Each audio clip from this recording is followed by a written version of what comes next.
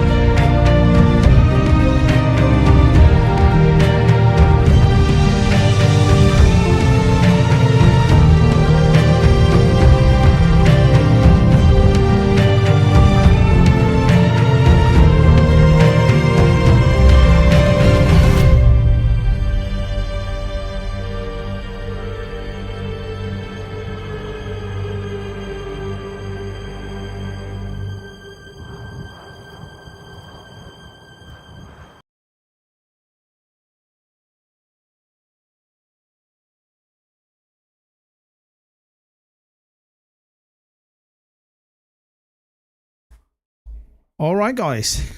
How are you guys doing today? Welcome to the podcast. Hopefully we have everything working and aligned. Aiden Tox, Mark Belton, Corey. Hope you guys are doing well. WB doesn't own most of the IP they make games for, so the only reason to buy them would be for the movies or for the 2, maybe 3 studios they have worth buying. Episode 2. Let's go, Corey. Let's go indeed. All right, guys. So welcome to the second episode of the PlayStation podcast. Let me know if you're having any problems at your end. I've got these error messages appearing using OBS. Maybe I need to look at the system, but if you guys can see it all and hear it all fine, I'm okay with that. So welcome to the second podcast. How you doing, Eastern Conference Gaming? How you doing, buddy?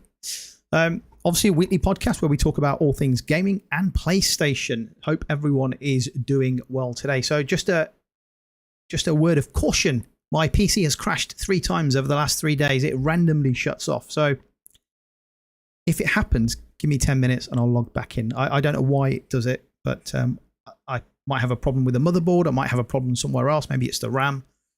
It's definitely a problem on the PC. Hey, Tox. Hope you're doing well, buddy. Let me know what you think of the cinematic opening as well. I did a second one. I added it to the beginning. I just thought, rather than you guys sitting there looking at a blank screen, just enjoy some gameplay clips with some nice music. Just to keep you entertained while the podcast really starts. I think it helps set the mood for the podcast today. So before we get into the meat and bones of the podcast, let's do a little bit of housekeeping like we always do. So right now we are in what I call the hangout. So I'm going to change some of this over the next few weeks. Maybe you need some kind of inspiration from you guys too, but this is the hangout. We'll hang here for a little while we'll do the housekeeping, but I will move over to the topics screen a little bit later on. As you can see, we have an extra topic to discuss today in the podcast, but we'll come on to that shortly. And then we'll go into more detail because I have made some changes following your feedback from last week.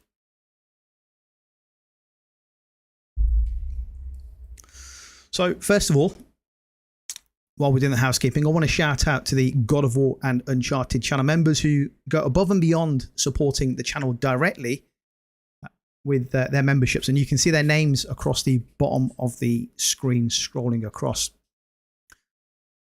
The names of the membership we have is the God of War and the Uncharted level. So I've got two levels.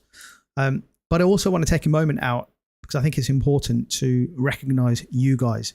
You guys, right, who turn in, day out, every video, every post, every stream.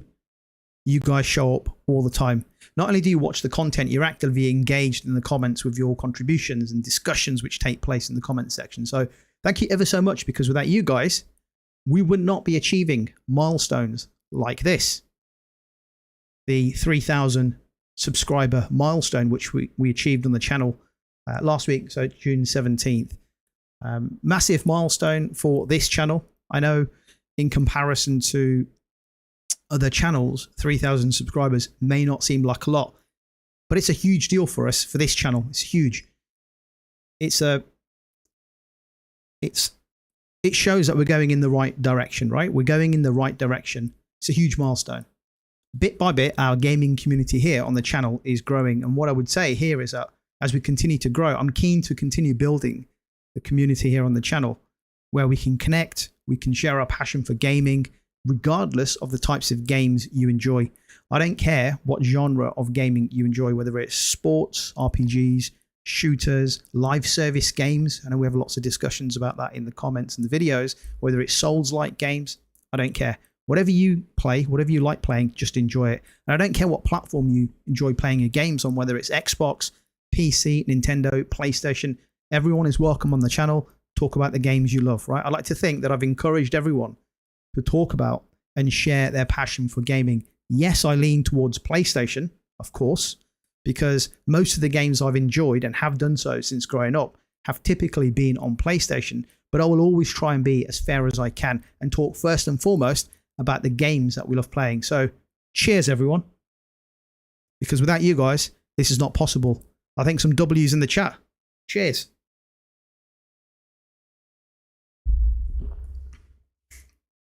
So let's take that 3,000 subs off. We've done that. We've celebrated that milestone. Let's move on to the next one.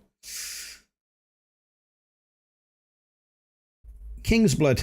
As long as you keep doing your part or keep doing ours. Fantastic. Cheers, Corey. Thank you, King's Blood. Thank you, guys. Appreciate it. As always, appreciate your support. I mentioned last week that the podcast will continue to evolve over time as we make more kind of subtle changes to the podcast each week to improve it. Okay, we'll follow on from your feedback. I've made a couple of little changes, and you'll see that coming up soon. I've also had a few people mention to me that about adding timestamps to the live streams, which I put in place for last week's podcast. There are timestamps now. So after this podcast today, we'll have some timestamps later on, probably in the evening. So you guys can, whoever wants to watch this later, can just go straight to the timestamps. On to 5K next. Yeah, well, yeah, of course, absolutely, yes. Well, I've actually given myself a target of 4,000 subs. Then we'll do 5, and then from 5 we'll go to 10. That'll be the big milestone. So remember, guys, over the coming weeks and months ahead, the podcast will evolve. I'm always welcoming your suggestions, your ideas into how we can make this a better podcast for all of us. Maybe we'll, I don't know, pull all the ideas together and we'll do a few polls and we'll pick the best ones that come up. In terms of supporting the channel, guys, as I mentioned in last week's podcast, first and foremost, you guys being here on the podcast, whether it's live or whether it's later, because I appreciate not everyone is free to be here when we go live. And I know a lot of people watched the last week's podcast after the event. The number one thing that helps support the channel is you guys just watching the content, watching the videos, watching the live streams. You guys enjoying and engaging with the content, that all helps the channel. Other ways that you guys can help support the channel, hit that like button. Hit that like button. That helps out incredibly on the channel. It tells me that you're enjoying the weekly podcast, whether it's live or whether it's after the event. And it also tells YouTube that the community here is enjoying the streams and the channel in general. It also allows YouTube to recommend and perhaps send this content to a wider audience who share an interest in gaming or PlayStation or podcasts or anything related to the channel.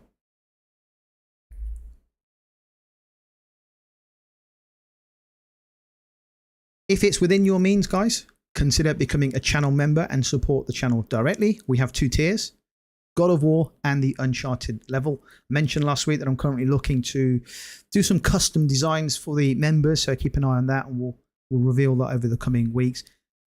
Becoming a channel member helps support the channel directly.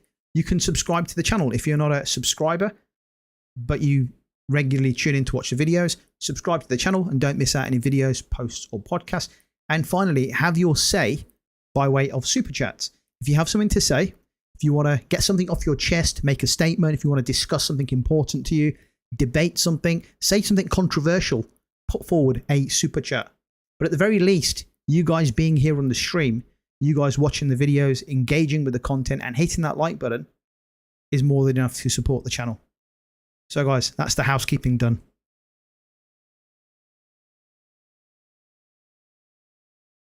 So what are you guys saying in the chat? Will you stream future state of plays? Yes, 100%. I did the last one.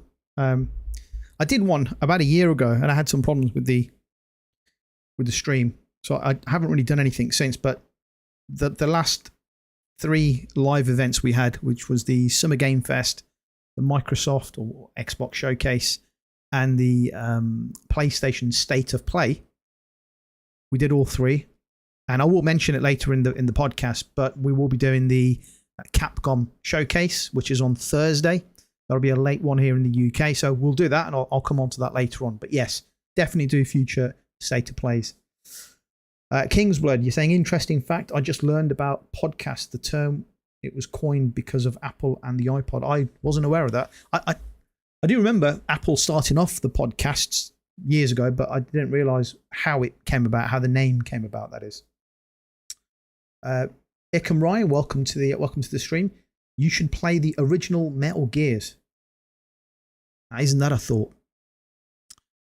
You know, the thing I've thought about before, I thought about playing PlayStation 1, PlayStation 2 games before, but what I've not tried it myself, but what I've heard from people is that because of the way the new TVs are configured, playing older games on newer modern TV systems, it doesn't quite work right. You have to have an older TV with the internal components are set differently, and the game plays better. So I'm told. I don't know if that's true.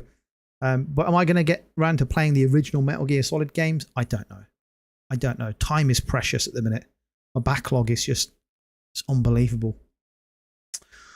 Tox, you're saying, I saw a couple of your shorts yesterday. It seemed like you were having fun with Undisputed.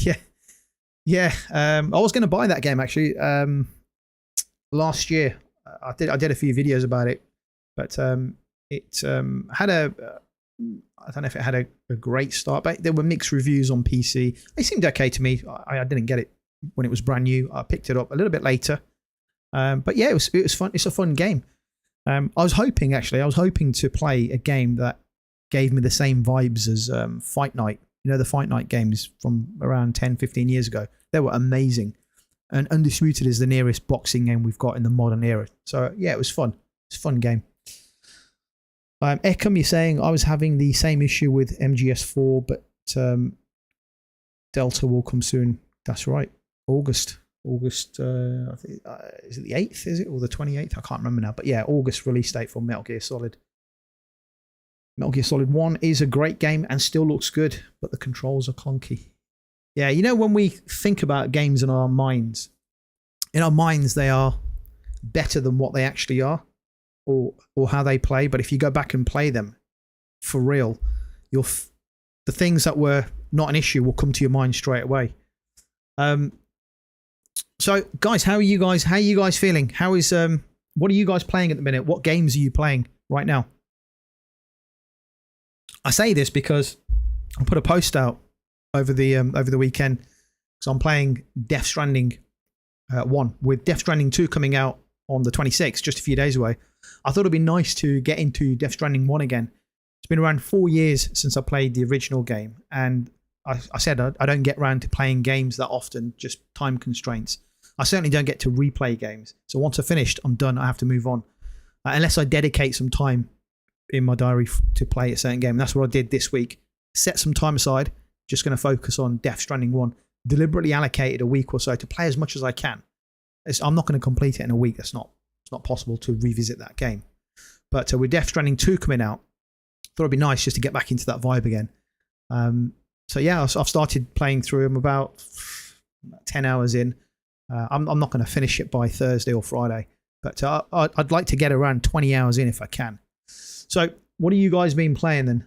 Kingsblood, you're stuck on Helldivers 2 since it launched. Stuck? Which part are you stuck on? Whereabouts are you on Helldivers 2? Corey, you're saying you'll need a converter to get old consoles to play on newer TVs. The video component from old consoles isn't compatible with newer TVs. Yeah, it's one of the reasons. I did hear how they play on new TVs isn't right, and if that's the reason, I'm probably just going to end up skipping it, really. Corey, you're playing Lies of P Overture, waiting for DS2. Fantastic. I was going to dive into Overture, but I haven't had the opportunity to. I'm just going to keep the next month clear for Death Stranding 2. That's my plan. That's all I'm focusing on. The entirety of July will be dedicated to Death Stranding 2. I'm hoping and praying that I can finish it by the end of July. So that leaves me August for Metal Gear Solid and the Mafia game. Oh, Kingsblood, you're playing through Helldivers 2. Fantastic. Overture's really good. Yeah, I heard some great things about not just Overture, but Lies of P, fantastic game. The original game's fantastic, and the DLC's done really well too. So let's have a look at the topics then. What are we talking about today then? So I've done a couple of things. So here's the topics you can see scrolling. Same format, but we have extra topics. I've split this into two sections. First section, we'll be looking at some of the main news, rumours, leaks, big stories that have come up during the week. And the second section, we'll take a look at some of the games that we're most excited about, including the new games that have either coming out or future games, or even games that were not previously on our radar. So the first section, which is the news, rumors, and leaks. So we're talking about PlayStation 5. Lots of reports about how this generation, PS5 generation, is the most profitable PlayStation generation ever. It's more profitable than the PS1, 2, 3, and 4 combined, and we're only 5 years into the generations. So we'll look at that. We'll go into more detail. And, you know, is it because it's the best generation? Is it because this generation costs more for gamers, for consumers? Is it the worst generation? Are we being fleeced? Lots of talking points, but we'll talk about that first. I think it's important. Then we'll move on to massive rumors about Sony interested in acquiring WB, their gaming and possibly movies division too. And these rumors will not go away. These rumors have been resurfacing over the last 5 years, and we've seen multiple rumors about Sony acquiring segments of WB games, WB movies, WB music, and with WB restructuring, essentially making it easier for an interested party in acquiring specifically their gaming division. Is Warner Brothers primed for a sale, and are Sony best placed to acquire them? We'll take a look at MindsEye, because Digital Foundry, who are the kind of the experts with the tech side of things, right? They did a technical analysis on MindsEye, and they've labelled it the worst game of 2025. And we'll take a look at how that's come about.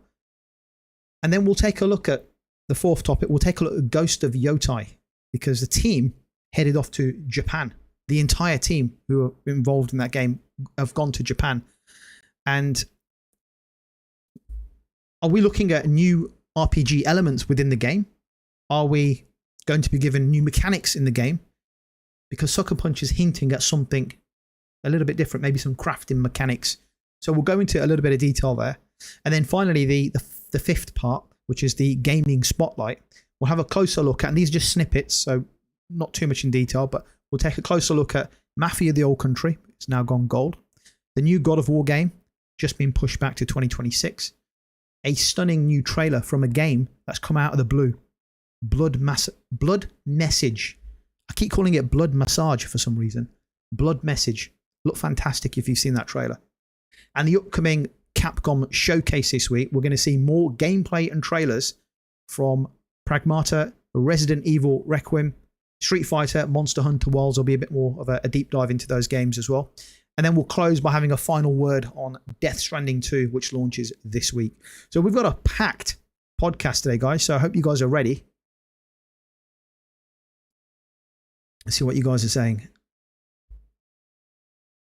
Liza P. Corey, you're saying Liza P is on sale this week too, if anyone hasn't played it. It's a fantastic game. Do you know what the what's it? What's the price? How much is it on sale for? Eastern Conference Gaming. Got to get my joint up. Get to that. Not sure what that means there, buddy. Heard that DLC taking heads off. The DLC, if you haven't seen the trailers, look at it. It's fantastic. It looks really good. Toxie saying Liza P is a great game. Holding off on DLC until after Death Stranding. Yeah, I think Death Stranding is going to take a lot of... It's going to consume a lot of time for a lot of people over the next... Well, certainly for me, it's going to take me a month to finish that game at least, if I play it every day, a couple of hours here and there. Because I want to explore the game. I want to take in the scenery, and it's pretty much like photorealistic when you go out into the wild. But let's talk about that a little bit later on. Mafia: The Old Country is definitely on my radar. Yep, absolutely. Blood Massage, yes. A couple of days for D2. Eastern Conference Gaming, are you getting that game on Tuesday? Are you getting the... what is it? The pre-release date? I can't remember the name of it. But are you paying more to get it early? GLP Gamer Buddy, how you doing? Who's buying Death Stranding 2? I think we're all buying Death Stranding 2, buddy. 100 hours to finish Death Stranding 2. Jeez, that's 2 months then. Matt Tox, that's 2 months for me. I'll be playing that July and August.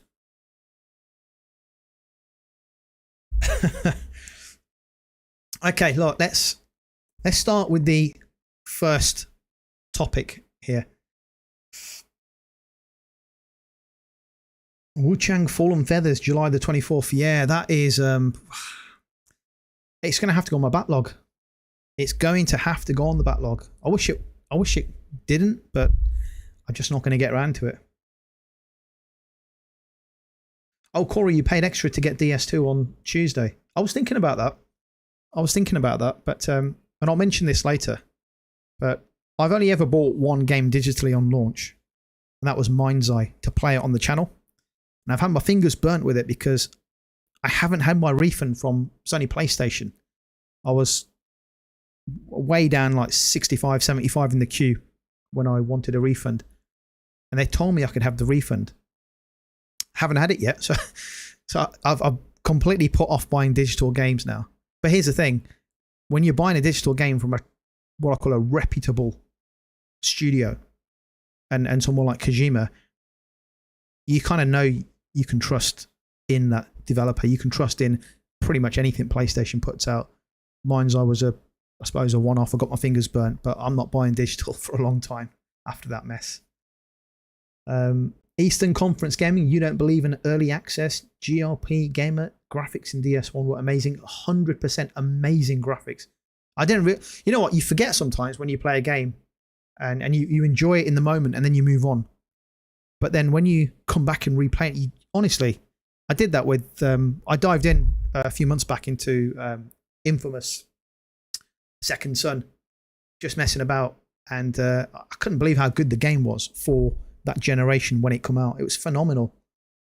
Corey, you buy all your games digitally. MindsEye is the exception, definitely not. No, I agree. It is the exception. But I've had my fingers burnt. So I feel like an idiot buying that game. GRP, The Edge is really good. I got it day one and use it every day. Fantastic. Right, guys, let's start with the first topic. And let's see if I can get this on the... Again, this is learnings from last week, right? We said we were going to make this bigger. So hopefully that is big enough for you guys, yeah? So this is... We'll do what we do. We'll read from the source material first, right? It's good to get a starting point. Every gaming outlet is reporting the same thing. I've picked one outlet. I've picked PlayStation Universe, and we'll read off that for a couple of minutes, and then we'll go into detail. So the headline here, this is about PlayStation 5 and how the question is this PlayStation 5 generation the best? Why is it doing so well? Because it's made more profit already after 5 years than all the other generations combined. So what they say here, you guys can see that. Sony Interactive Entertainment revealed during its business segment meeting last week that the PlayStation 5 hardware generation so far has generated $13 billion in profit. While the figure is impressive enough on its own, it actually surpasses the $10 billion that the PlayStation 1 to PlayStation 4 era generated in total. So to break things down, PS1 did $3 billion, PS2 generated $2 billion, and the PS4 made $9 billion. Unfortunately for Sony, the PlayStation 3 is the only console that posted a loss of $4 billion during its life cycle, although this is probably isn't surprising as it was already revealed by a former Sony executive, Shohei Yoshida, that the PS3 endured huge losses that were only covered by Sony's TV division. As previously reported, Sony revealed during the business segment meeting that PlayStation 5 has recorded more active monthly users than PlayStation 4 for the first time in its history. The PlayStation 5 launched in November 2020 during the midst of the coronavirus pandemic, and it sold out quickly of its initial stock. This resulted in the scalpers, those slimy little buggers, taking advantage of any new stock by buying in bulk and reselling at exorbitant prices. So, the PlayStation 5, the most profitable console generation ever. Why is that? Is it because it's the best? What do you guys think? Is it because they charge more? What are you guys saying? Why is it the best? Oh, I say the best. Why has it made the most profit?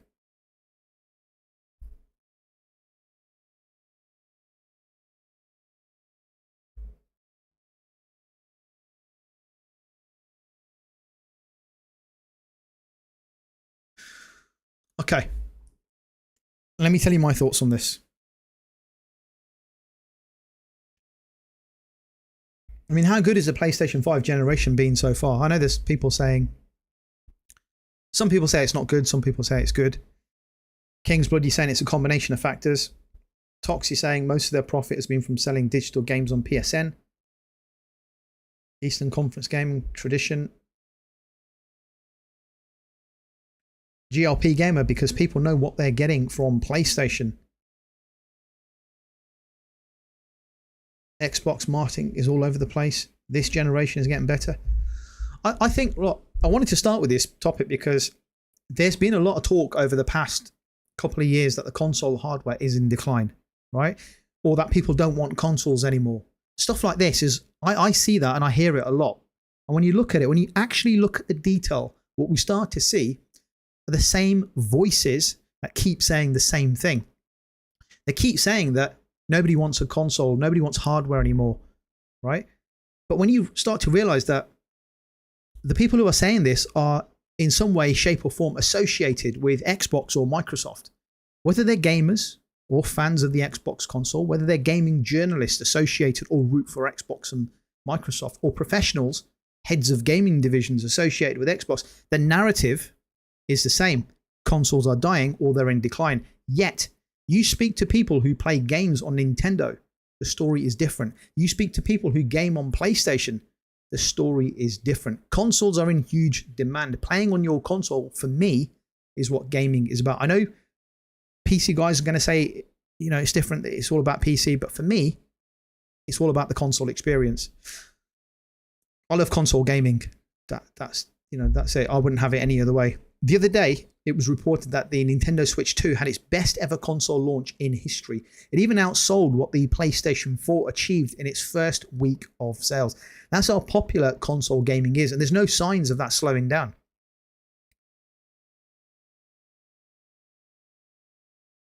Corey is saying, I'm old enough to remember all the PS generations and games in 2025 are millions of times better than the previous generations. I agree. Completely agree.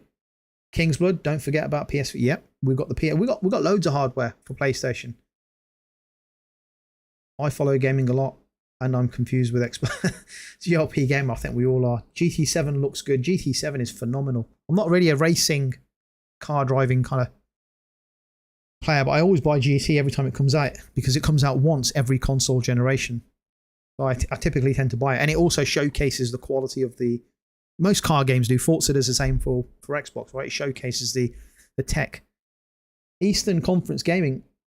See, I'm a patient man. I know what's coming and time it takes. So with that said, this gen is going how it's supposed to go due to the circumstances of the genesis of this gen.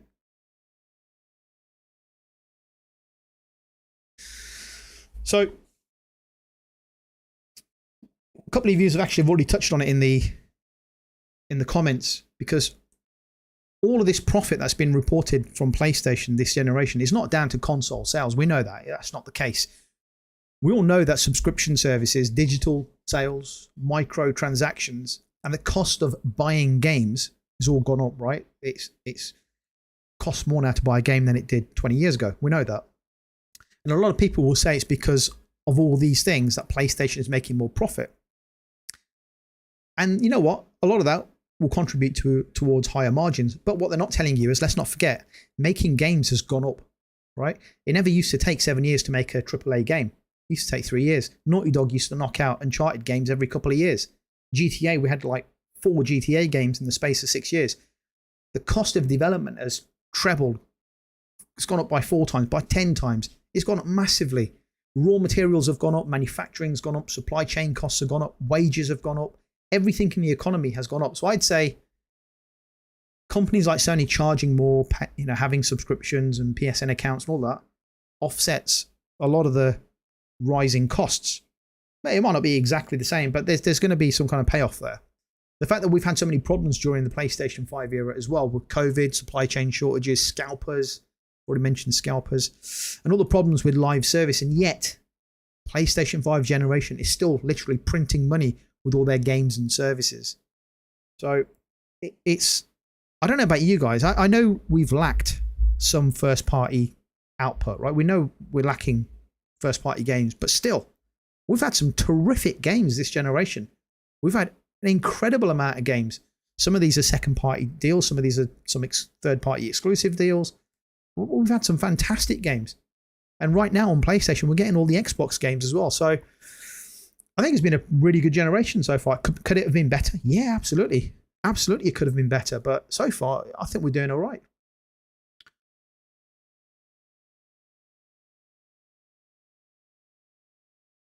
Corey, you're saying that the Microsoft console business failing has no bearing on the market as a whole. Nintendo and Sony are proof that gamers want console hardware. 100% correct. Can you imagine a world where, let's say, I don't know, 20 years' time, there's no consoles, right? And everything's done by cloud tech. And you get a message, oh, yeah, we're moving, we're shifting onto the PlayStation 8 iOS-based cloud system. Refresh your browser and you'll see the new PlayStation operating. How exciting is that going to be? Are you going to be excited for that? No. You want to go to the shop and buy yourself some new hardware. That's what makes you excited, right? The new kit, the new technology, a new controller, a new PlayStation console, putting in your new disc. All right, things might be all digital then, but for me, it's all about console gaming. Always. Always has been, probably always will be.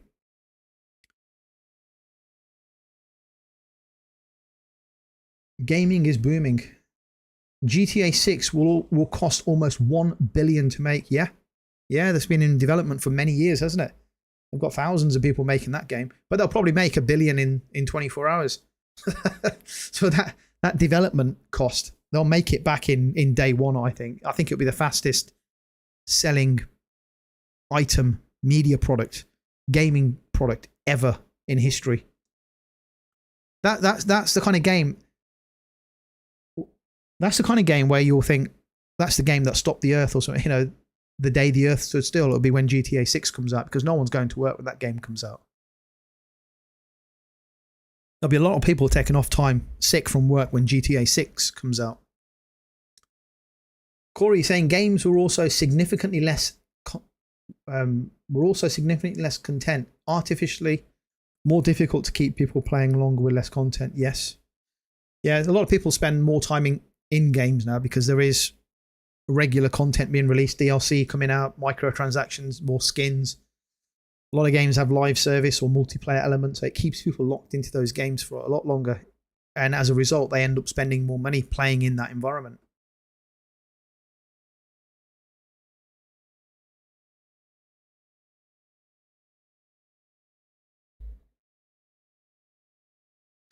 Yeah, you're right, Eastern Conference Gaming. A lot of people will just point at the fact that the first party output hasn't been great, therefore the generation hasn't been great. But the first party is not just about first party content, it's about second party, third party content coming out from PlayStation. And the first party stuff just complements everything. And like I said, it could have been better, it could have been more, but I think so far it's been a really good generation. I'm not disappointed in it. I suppose I'm disappointed a little bit that we haven't had more first-party output, but overall it's been pretty decent. Like I said, I've got so many games to play, and the backlog is struggling.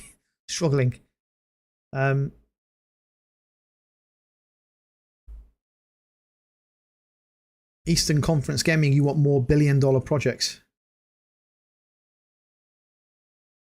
King's Blood, you personally love the model that No Man's Sky is on. Continuous content updates. Yeah, I remember when that game came out, it got a lot of criticism. It's been out for about 10 years now. It was criticised when it first came out, but fair play to the studio. They've put in constant updates. Every few months there's something new happening with No Man's Sky, and where the game looks now, it's completely different to how it first launched. It's literally a different game, and they've done a fantastic job with No Man's Sky. Corey, you're saying the PS was built on the back of first, second, and third party games. PS has never been Nintendo, and they have no aspirations of being like Nintendo. Yeah, they can't build an entire PlayStation generation just off the back of first party games. It's going to take them too long to do. And at best, they're only ever going to release 2 or 3 first-party games each year, right? And with the live service stuff stopping production on a lot of games, we'll be lucky to get 1 game from each of the big studios this generation, unfortunately. But you know what? Like I said, there's a lot of positivity to take out. And we just need to look at the things that we have got, the games that we have got this generation. So we often hear of doom and gloom all over the internet, right? Typically when, you guys have mentioned it, when bad things happen, like if PlayStation lacks first-party output, that's what tends to spread faster on the internet and across social media than the positive stuff. So when people hear about all these live service games being cancelled constantly, first-party studios not having many games released this generation, first-party studios taking longer to develop games, when you hear that all the time, naturally people start thinking, maybe subconsciously, has this generation been a bad generation? Right? Or I also often hear people say, I have no games to play on my PlayStation. I mean, seriously, anyone who feels like that should really have a different hobby, because there's so much to play. You've got thousands of games on the PlayStation 5 that you can literally play right now.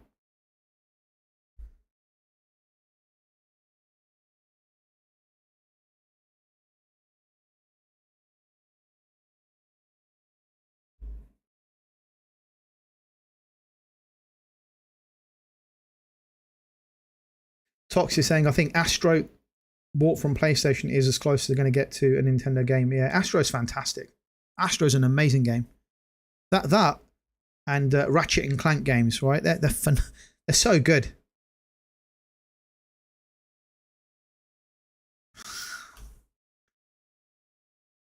Sony should buy Sega and bring the Dreamcast back. That's never going to happen, is it? Come on. Tox, I agree with you. There's so many good games. There's so many games to play. And I see it a lot. You know, as someone who... I reply to pretty much everyone's comments. The sensible ones. The daft ones, I don't bother, because they're not being real. I think people trolling. But when people say, oh, I have no games to play, they've got the wrong hobby, honestly.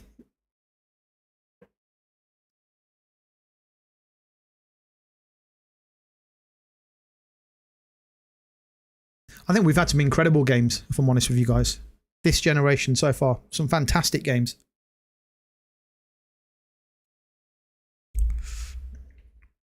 So, the one thing the article mentioned was that we now have more active users on the PlayStation 5 console than the PlayStation 4 for the very first time this generation. So, you know what that means, right? People are now starting to migrate over to the PlayStation 5, leaving behind the PS4. They're doing it slowly, but it's happening. Many are doing it recently because maybe of the price discount on the PlayStation 5. It had a bit of a discount. And it's still the best value in gaming hardware right now when you compare it against the price of the Switch 2 and the Xbox Series X. We also know that the economy is not great, so people jump in onto a PlayStation 5 now, maybe fearing that the price is going to go up eventually, like it has done on the Xbox console. And then other people are going to be thinking, well, look, I'm going to be playing Grand Theft Auto 6 next year.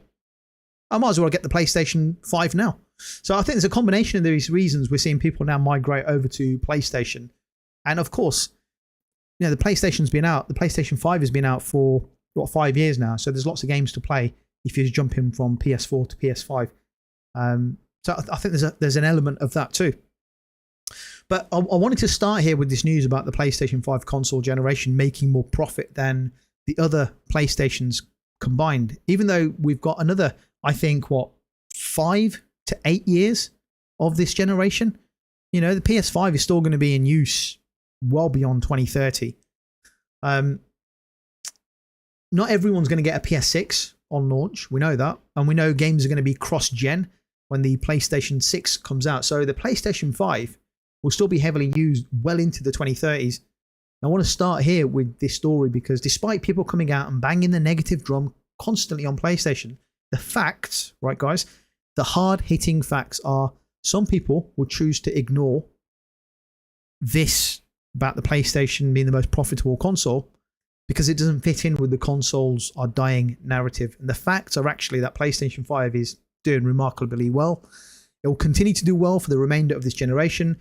Nintendo Switch is doing really well in terms of its hardware. We've got great games like Death Stranding 2 coming out this week. We've got Ghosts of Yotei coming out later this year. In between, we've got games like Lost Soul Aside, Metal Gear Solid, the Mafia, and we've got lots of third-party games to look forward to. So lots to look forward to during this PlayStation 5 generation, just this year alone, let alone what's happening in 2026, 2027 and beyond. So what are your guys' thoughts?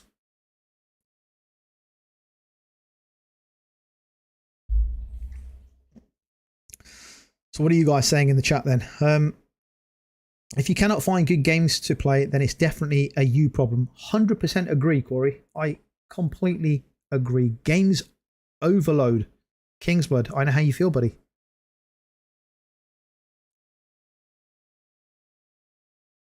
You know, Corey, you're right there. The problem is not about having no games to play. It's about having too many. You know that if you ever have like Netflix and you're flicking through, right? And you're flicking through shows. Do you ever often find yourself just flicking through for about an hour or 2 hours? And that time you were going to spend watching a show or a movie is gone because you couldn't make up your mind. There is an element of that with having too much choice sometimes. I find that. As the backlog builds, I often think, what am I going to play next? What game am I diving into next? But you know what? I've got into a routine. I play one game. When I finish it, I'll pick the next one on the list. And I'm not playing nothing else until I finish that game. That works for me. How you doing, Miguel? You're late. Don't worry about it, pal. Don't worry. You're not going to get in trouble. I'm not going to make you stand in the corner with a cone on or something. Don't worry. Relax. Good to see you on the podcast. Corey, you got Death Stranding 2 pre-ordered, Wu Chang pre-ordered, Mafia pre-ordered, Dying Light pre-ordered, and Lost Soul Aside pre-ordered. I'm on the fence whether I will keep my Gears of War Reloaded pre-order. Oh, I tell you what, I don't know how you're going to find the time to play all these games. I struggle. It's a fantastic collection of games. No doubt one day I will play all of those games. But that's a lot of good games there. You think Gears hasn't aged well? Haven't they? I thought they redid all the visuals, 4K textures, got it looking decent. I've only seen clips of the multiplayer beta. It didn't look good, to be honest. It was a bit choppy. Tox, you're looking forward to more games, Xbox games coming to PlayStation. August is going to be mayhem. It is. I think July calms down a little bit in terms of games output, for me anyway. I've only got one on my list, and that's Death Stranding 2. That's all I'm playing.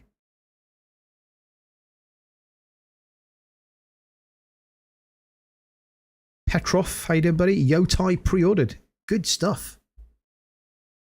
Oh, Corey, you're working from home, so you got more time playing games than most people. Fantastic. Yeah, July is definitely the calm. I saw that when I was looking through the kind of the games release date list. Yeah, July seems, if anyone's got a backlog of games to play, get them done in July, because it's going to ramp up again August, September, October onwards. Okay, so are we ready to move on from the PlayStation 5 generation? There's no definitive answer, is there, as to why the generation is more profitable. It's a combination of factors. Prices have gone up. There's subscription services. You know, people are buying more games digitally. People are playing same games for a longer period of time, spending more money. There's more microtransactions. Combination of factors, I suppose. But I thought it was good to start there, because it shows that, you know, the internet isn't the internet, especially social media internet, X and Facebook and YouTube and stuff like that. They're not always facts. And when we see facts like this about how PlayStation has now had the most profitable generation ever, and we're only 5 years in, it just goes to show that the reality is different to what people often say on social media. So I wanted to start there because it was a good, positive place to start. The consoles are in demand. They're selling well. The platform's doing well. And despite, you know, some negatives around the live service stuff and lack of first-party output, actually on the whole, PlayStation's doing fine. Hell is Us. That's a game I'm looking forward to. Okay, guys, let's move on. Let's have a look at the next topic on the list. So we're going over to topic number 2. Kingsblood, you're saying hardware gets you in the door, software keeps you in your seat. 100%. 100%. If you've got good software, it just keeps people playing on that platform, probably spending more money, right? But you've got to have good software, which is why you need your third-party games, but you need first-party content as well to keep people hooked in. It's a great point, actually. So let's have a look at this. So the second topic here, we have so rumors last week of Sony being interested in acquiring Warner Brothers gaming division. Let's open up the link. See if that takes us through. Here we go. We'll get that on the big screen. We can have a look at this in detail. So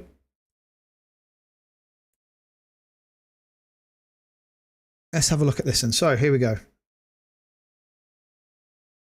So a report on SE Scoops has claimed that Sony Interactive Entertainment is looking at snapping up Warner Brothers games assets, which would include HBO Max streaming service, IPs, and gaming-related assets.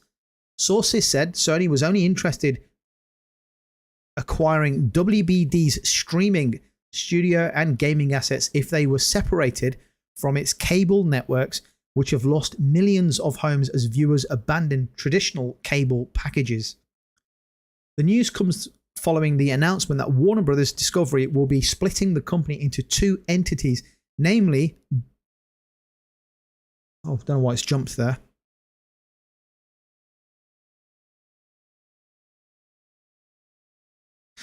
There you go. So the news comes following the announcement that Warner Brothers Discovery will be splitting the company into 2 entities, namely WBD Streaming and Studios and WBD Global Networks. Yesterday it was revealed that Warner Brothers Games would be undergoing restructuring to focus on its major gaming IPs, such as the DC Universe, Game of Thrones, Harry Potter, and Mortal Kombat.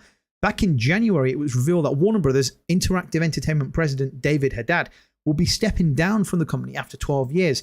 The company suffered a major blow recently due to the financial failure of Suicide Squad Kill the Justice League, which ended support less than a year after launch. Okay, so that's the headline. So, Sony potentially acquiring Warner Brothers gaming division. Is it going to happen? Is it good? Is it bad? Is it indifferent? How do you feel about this? What are your thoughts, guys, on Sony acquiring the gaming side and maybe some of the movie side of Warner Brothers? What are your thoughts? And then I'll tell you mine.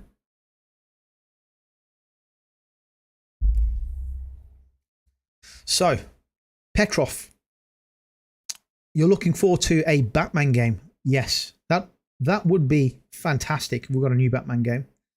We haven't had one for years. A decent, proper Batman game, like the old Arkham games. Kingsblood, you're saying that I will take that acquisition, but I would also say Sony should stop after that if that were to happen and just work on expanding their current studios. Yeah. Yeah, I mean, there's always dangers, there's risks, and I'll go on to this when I'll give you my thoughts about acquiring multiple studios, multiple teams. There's a big risk, and we've seen that recently with the acquisition of Bungie. Eastern Conference Gaming. Crazy how WB is coming back. This was on the chopping block a while back, but got off the hook. Corey is saying WB has only 2 studios worth buying: Rocksteady and NetherRealms. You can add Avalanche to make it 3. But all the IP that WB Games make for its license,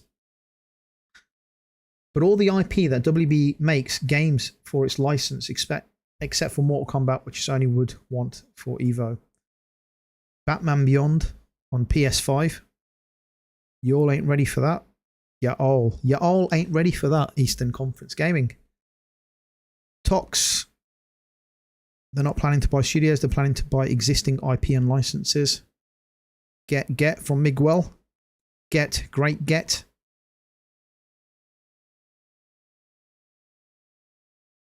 Hogwarts.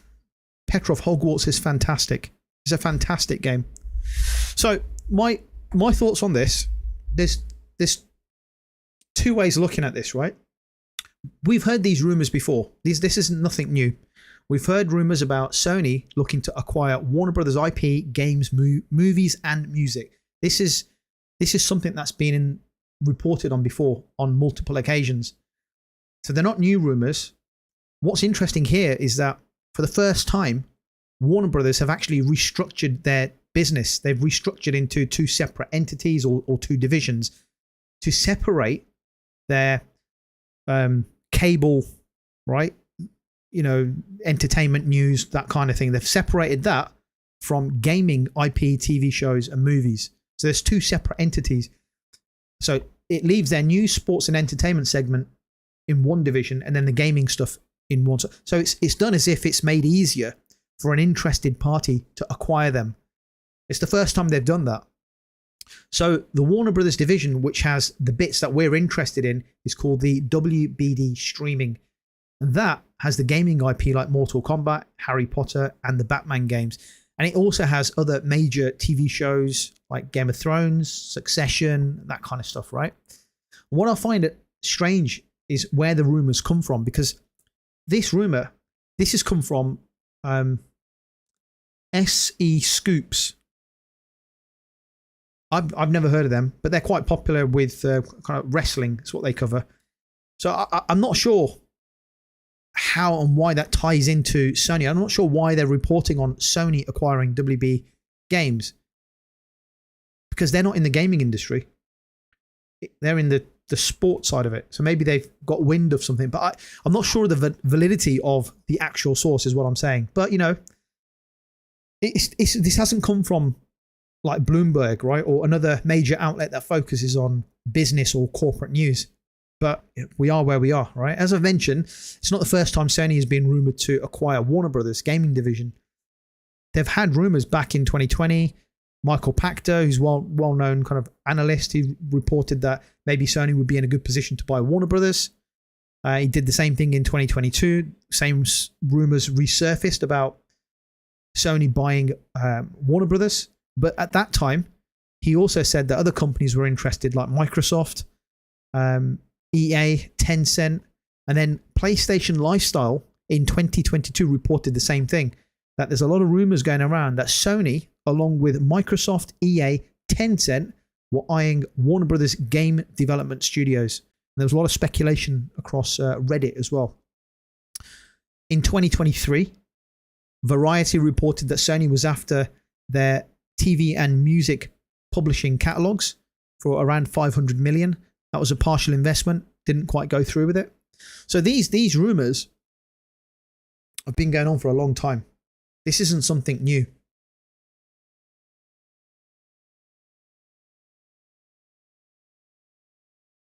Miguel, you're saying it would be great because Sony wants a streaming platform for ages. I heard that HBO is going through some difficult times. We don't get that in the UK, right? But we get Sky Atlantic. So a lot of the American shows, the big shows, Game of Thrones and that kind of stuff, Succession, that comes on Sky Atlantic, and it all seems pretty good to me. But I don't know the state of HBO. But I know Sony is into.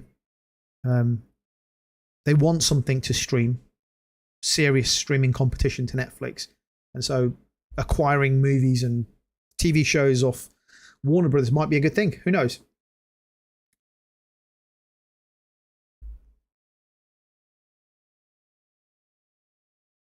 Petrov is saying it's a good move for Sony.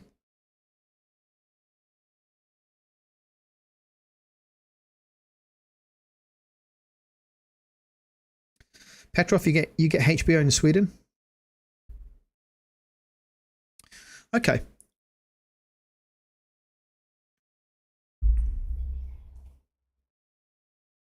So we've heard these rumors for the best part of about 5 years, give or take, consistently, that Sony is lining up some kind of acquisition for Warner Brothers gaming division and their media assets. And now these rumors have come again to the surface.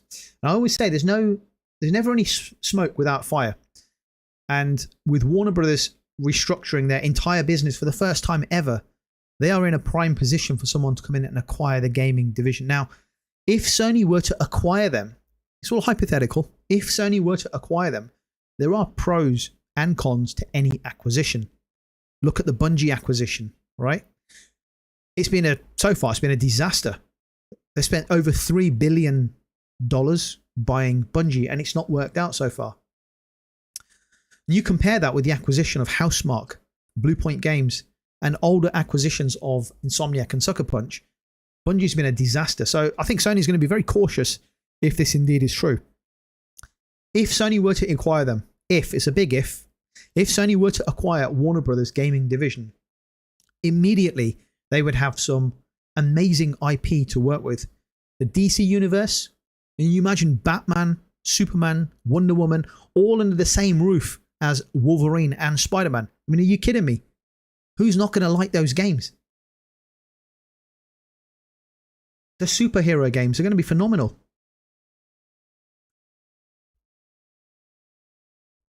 Imagine if Batman and Superman had the same treatment that God of War 2018 had from Santa Monica Studios. They relaunched God of War. Imagine Sony going to one of their first party studios and saying, hey guys, we want you to relaunch Batman. We want you to do an Origins game to start with, and we're going to do a series. So we're going to start with the Origins. Do to Batman what Santa Monica did to God of War, or what Insomniac Games did for Spider-Man. Can you imagine that with a new Batman game, a new franchise of Batman games? Tox, you're saying, I was just thinking about Bungie acquisition. That's why there is no point on buying more studios when the studio that you bought for $3 billion is failing as... Yeah, 100%. This is why they're going to... I think there's... The whole Bungie thing, that honestly, that's come left field, right? There's no way Sony would have been interested in a studio that makes live service games. They would not have done that had their strategy not been focusing on live service content. But having said that, they also acquired Housemarque and Bluepoint Games during that same period where Jim Ryan was the leader. So Bungie was a terrible move for PlayStation. Terrible. But we know what Sony want. They want single player games. They want single player IP. That's what they want. And like I said, if you imagine a Batman game, relaunching like what Santa Monica did to God of War. You know, what if they went to Rocksteady, right, and said, look guys, do what you're good at. Make single player games great. Make Batman great again. Forget this nonsense with live service games like you did with Suicide Squad. It was a disaster. Make Batman brilliant again, and we'll support you. You can lean on Insomniac Games for support.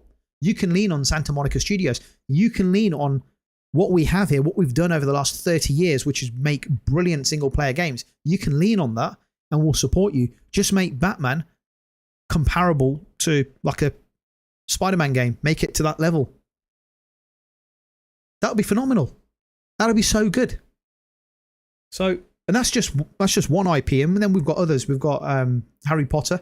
That's like printing money, right? Harry Potter Hogwarts Legacy sold 25 to 30 million. 30 million copies.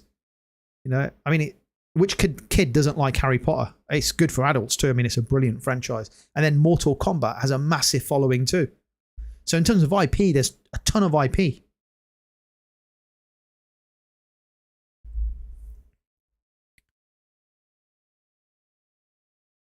King's Blood, you're saying Insomniac will need a huge boost in personnel. Yes. Yep. Yeah, they need to continue investing in people. They need to get the right devs in all the time to make sure they can cope with any projects they're working on. Tox, you're saying if Sony acquires Batman IP, there is no doubt in my mind they will give it to Insomniac. Yeah, Insomniac seem to be the superhero studio at the minute, don't they? King's Blood is blaming Jim for the, I suppose, the acquisition of Bungie. Yeah, he was the leader. Tox, you could blame Jim, but remember, orders came from the top. Yeah, I think Jim's done a phenomenal sales job on the shareholders and the bigwigs, the chiefs, you know, the boardroom. I think he's sold them down this line that, hey, if we make a live service game, we'll make billions. And I think they bought into it, and they signed off everything. I mean, every single first party studio was making live service games. Some of those first party studios have never made a multiplayer game, and yet they're going off on the venture of making live service games. You know what? Jim Ryan did a fantastic sales job. Should have kept Sean and paid him more. 100%. 100%. He was very connected to the gamers, to the fans. Very connected. Corey, you're saying, I think the Bungie acquisition doesn't look good for fans on social media, but to shareholders who see the financials of what games like Destiny 2 still brings, and to see what Destiny Rising does. Yeah, shareholders will always look at the bottom line, won't they? I mean, at the minute, I don't know what the Destiny figures are like. I'm presuming it's still profitable and making a lot of money. But the problems are going to be when they've spent years developing Marathon. That game has to live up to standards. That game has to deliver. That game must make money. It's got to have people come in and spend money on microtransactions to make the Bungie acquisition work. Otherwise, it could be tough times ahead for Bungie. You're saying, I think the financial aspect goes against what fans think of the Bungie acquisition.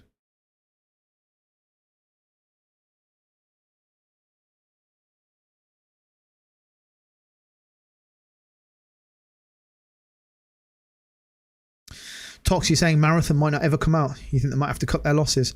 I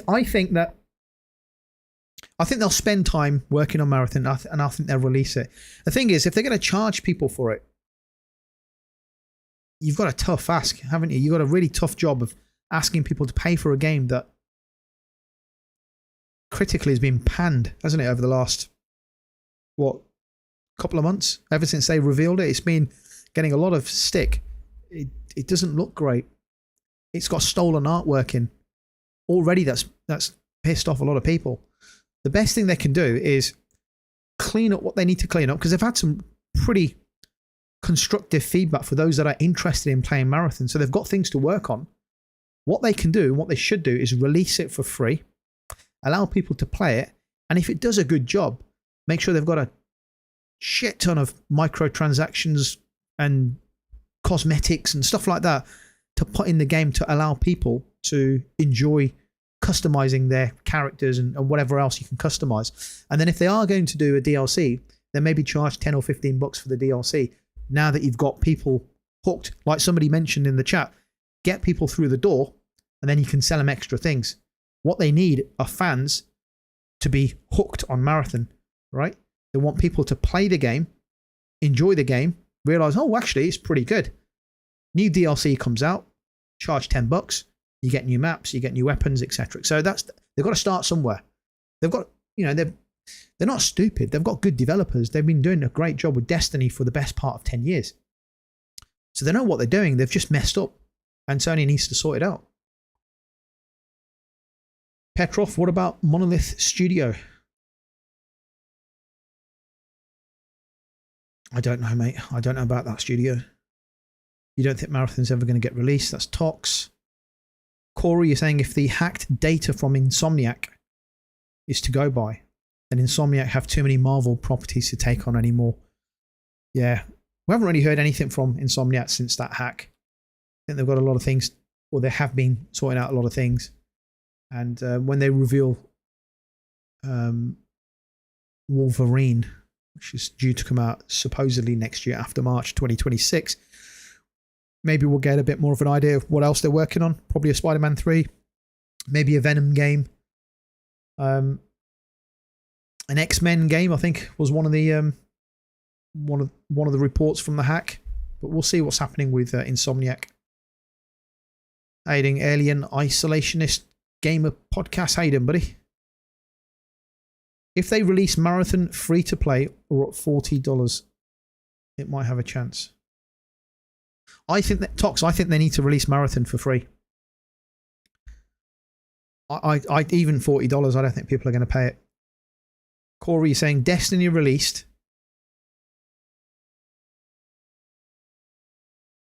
a 100 content pack that spent 3 weeks in the top pre-orders on PS and is still in the top 5 games played on PC. Destiny Rising is just licensing the Destiny IP, which is printing money.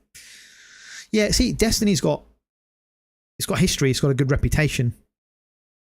People love the game. People are in that franchise. What they need to do, Bungie, is they need people to get into Marathon. And at the moment, people are not looking at it because they think the artwork is stolen.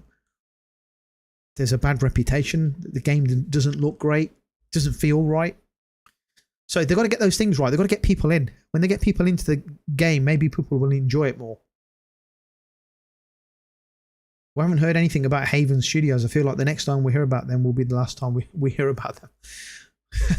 Yeah. Well, they've removed their head, right? Jade, she's gone. They weren't happy with what she was doing. Let's see what happens with Haven Studios. So I've talked about the IP, right?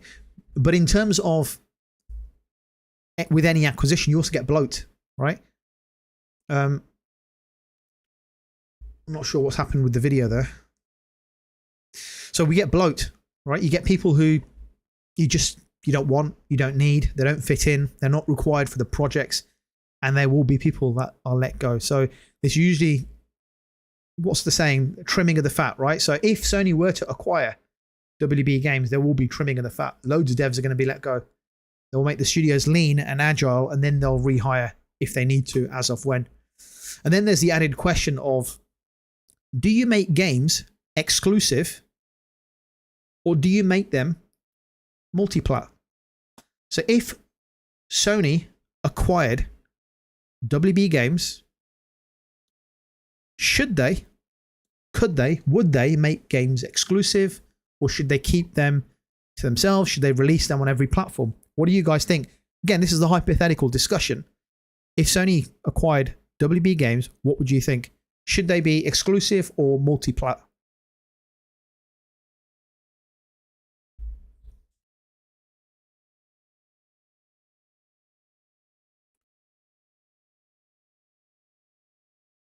Alien is saying Silent Hill F in September, Yotei October, Resident Evil 9 February, Saros 2026, Phantom Blade 26 May for GTA, Wolverine late 2026. Phenomenal lineup. Yeah, Tox, the stolen artwork was a big blow for Marathon. It's like another nail in the coffin, isn't it, really? Didn't really need that. Haven is undergoing what I'm calling the Concord effect. It's where games that are getting middling reception get their rebooted or cancelled and the team work on something else. Yeah, maybe. I don't know. I don't understand what makes these heads, these leaders, sign off games that look like shite. Sorry for the bad language, but anybody could see those games. Anybody could look at Concord and think, what is this? What are you making? We don't want this crap. Why are you making it? That conversation should have happened when the heads of those studios looked at the artwork. Forget everything else. Look at the characters. They look shite. Go back and do it again. That is where the conversation should have started. That's it. And then you move forward. And the fact that they were incapable of making those decisions and thought the actual designs were good and the characters looked decent and people were going to connect with those characters and that was going to resonate with the gamers, you got the wrong people in charge of the studio. So I just don't understand what's in there that says, yes, this game looks good. But that Concord conversation is a whole different ball game. So anyway, if Sony acquired WB Games, should they keep games exclusive or multi-plat?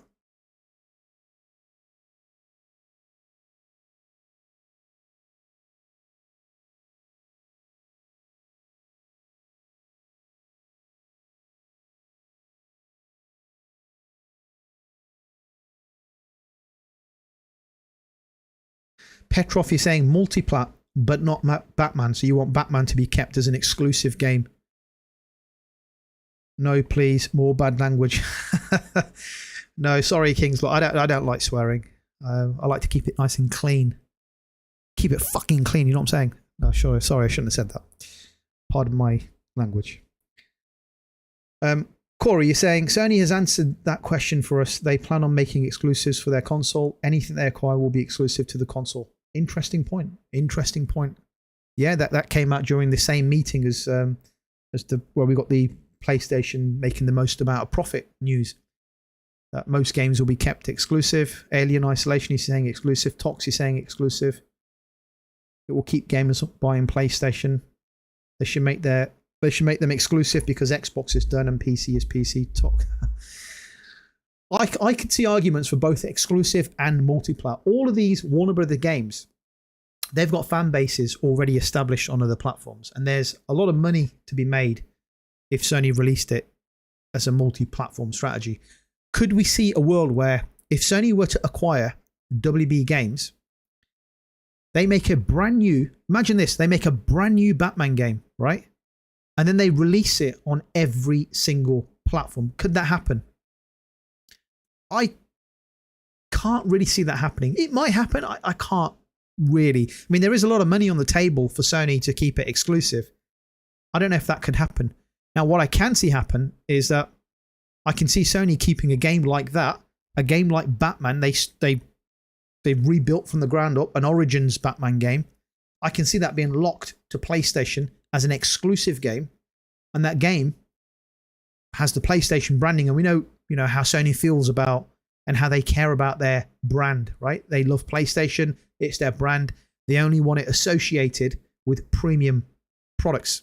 I can see Sony saying, release Batman on PlayStation, console exclusive, and then if we feel like it, we'll release it on PC in a year or two. But it's not going to Xbox. It's not going to Switch. I can definitely see that happening. So I can see the pros and cons of the exclusive stuff being kept and locked onto the PlayStation and then eventually coming onto PC. But I can also see Sony saying, look, screw it. We'll just do what we did with Bungie. We'll acquire WB Games. We'll make the games. We'll release them everywhere. You've got to think about games like Harry Potter. They will sell millions on PC, on Switch, on Xbox. Actually, no, they won't sell millions on Xbox. I'm not having a dig, but they won't sell millions on Xbox. But you know what I mean, right? If you release those games third party, you'll make a lot of money. I guess right now, this is all rumor, speculation, just like over the last 5 years of Sony acquiring Warner Brother Games. They've come and gone, and we'll have to see what happens in this space. Certainly worth keeping tabs on, that is for sure. But I thought it'll be a nice discussion point talking about this acquisition rumor. Yeah. Corey, you say no one looked at and thought Fortnite and release and said this game is going to make billions. I think it's fair to say it's not for you, but to say it's not for everyone is a bit too far. Yeah, maybe. Maybe. But the thing about Fortnite was something they kept trying. Fortnite didn't just explode overnight. That was something that was being developed for about 8 years. Every year, I saw this. This was a documentary on YouTube. Every year, the developers of Fortnite, the guys who made the game, at the end of every, it was either E3 or kind of exhibition, gaming exhibition. At the end of every exhibition, they sat down and had a tournament, and they kept playing. Every gaming exhibition they went to, they kept playing, and more people kept trying the game, and they kept improving it over time and over time, and then they released it for free, and here we are now. So my point about some of these games is you've got to release them, and you've got to get the crowds, you've got to get people involved with them before you can start charging. But even Fortnite, it's a cartoony game. It's quite appealing for kids, and you can see lots of kids playing that game, and through word of mouth, lots of people join in and realize actually it's a pretty fun game. But there's nothing fun about Concord. It just looks awful. It doesn't look cartoony. It just looks crap. That's my opinion. And I'm not, I don't want to say if it's crap to me, it's crap for everyone. That's not right. some people are going to like it, and some people went out, bought it, enjoyed the game, and were disappointed that it got shut down. But it's just not for me. Concord is just not what it is. Tox is saying Sony was trying to acquire Paramount Pictures, but then that news kind of fizzled out. Yeah, that was that last year? They were looking to buy Paramount. Didn't they made the Halo TV show, didn't they? Those rumors were wild. They were partnering with a financial institution to acquire Paramount at the time, but no idea what's happened since then. Alien is saying brand new Arkham game and remakes, all exclusives on PS5, no PS4 versions. Tox is saying Batman Beyond or Batman Forever does have a good ring for next Batman game. Batman Forever sounds good. Batman Forever.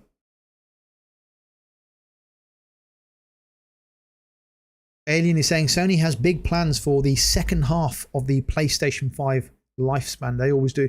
They always do. Every console generation, the second half is always far outweighs the first half of the generation. This half we've just had a bit more issues just because of strategy, live service, and stuff like that. But the second half is going to be fantastic. Honestly, it's going to be fantastic. The only thing that worries me is if they release the PlayStation 6 too early. I'd rather they just push that to 2029, 2028, 2029. I think 2027 is too early for the PS6. Just have more games for this generation. Let's enjoy the PlayStation 5 Pro, and then we can look forward to playing the PS6 in due course. King Juice, you're saying that I was just about to say they wouldn't sell on Xbox. Yeah, I'll beat you to it, buddy. I'll beat you to it. Yeah, they won't sell on Xbox, those games. As we've seen with the recent Final Fantasy game that's just been released. Nobody's purchased it. Or very little numbers, unfortunately.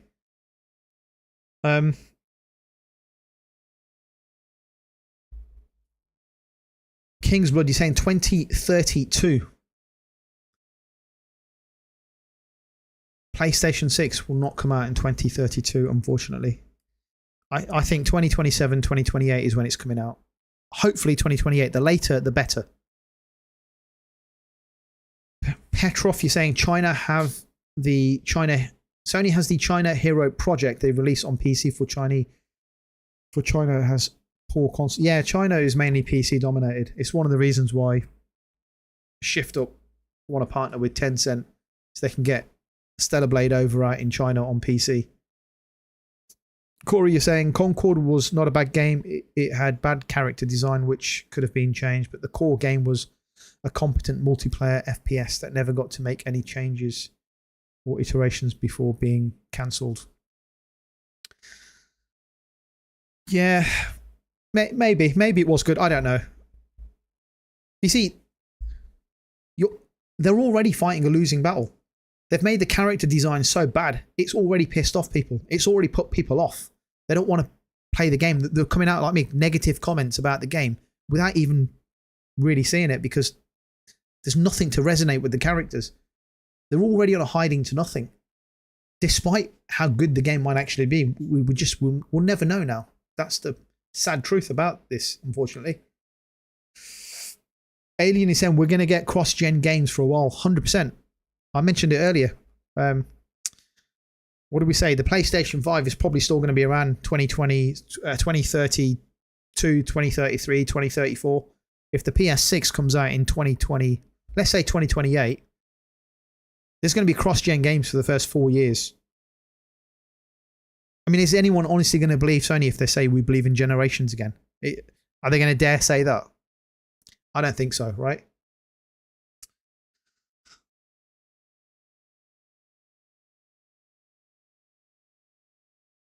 King's Bloody saying it would have been a better as a single-player first-person shooter. Crooked Vulture, Concord was uninspired slop. Its art was bad, but so was everything else.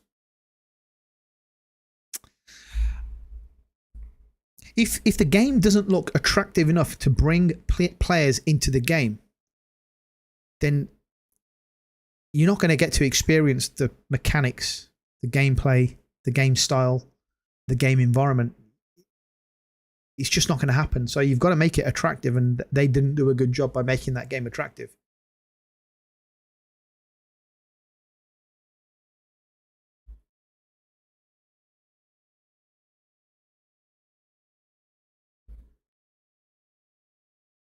Man, you guys are still talking about Concord. That game has done some damage. That game has left some scars. Okay, guys, shall we move on to the next topic number 3? Because I think we're done with the Warner Brothers acquisition rumors. They are just rumors. We are talking about hypothetical stuff. Concord is a divisive topic. Yeah, man, it is. It's almost as divisive as The Last of Us Part 2. But I'm not even going to go in that direction on this stream. Maybe for a future stream we can. But Concord broke a lot of players and gaming communities. Yeah, it did. It did. I'd put that Concord discussion. There's a few discussions, right? Concord discussion in the same category as the Last of Us 2 discussion, the PlayStation Network requirement for Helldivers 2. These are all divisive topics, and it brings the worst of us out, especially across social media. The volatility and how people respond. My God, these things bring the worst of us. Oh no, not The Last of Us Part 2. Yeah. King Juice, you're right. Most people trashing Concord did not buy it. They didn't buy it. But it was mentioned in the chat. It was nobody got inspiration from the characters. You looked at the characters and you thought, oh, fuck it, I'm not going to play this. It looks crap, despite how good it might have been. Yeah. So anyway, let's park the Concord discussion. That is a volatile discussion. Let's move on. Let's move on to topic 3, and that is the MindsEye discussion, which I think one day will be just as divisive. Let's get the source material up. Okay, and we'll move on to everyone's favorite game, MindsEye.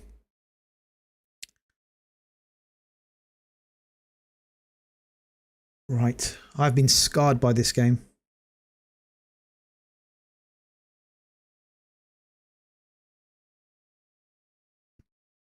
I'll make sure you guys can read that.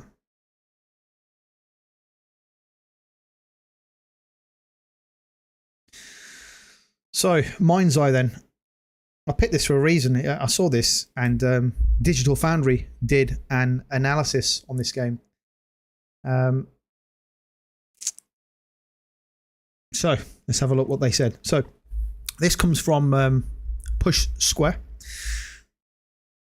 Video game tech experts Digital Foundry have called MindsEye an abject.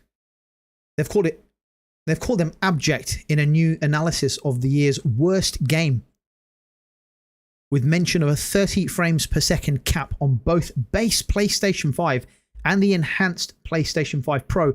Just to say, guys, it was advertised and marketed as a 60 frames per second game on the PlayStation 5 Pro. And it's been capped at 30 frames. It's absolutely disgusting. The outlet finds absolutely no graphical modes to choose from.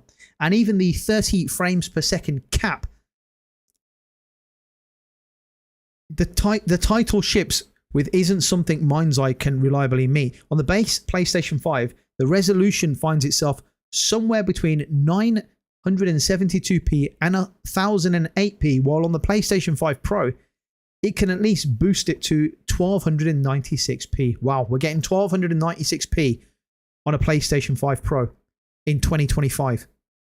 This jump in image clarity is really the full extent of the PlayStation 5 upgrades, though, as most other settings like shadows, textures, and world draw appear similar to base PS5.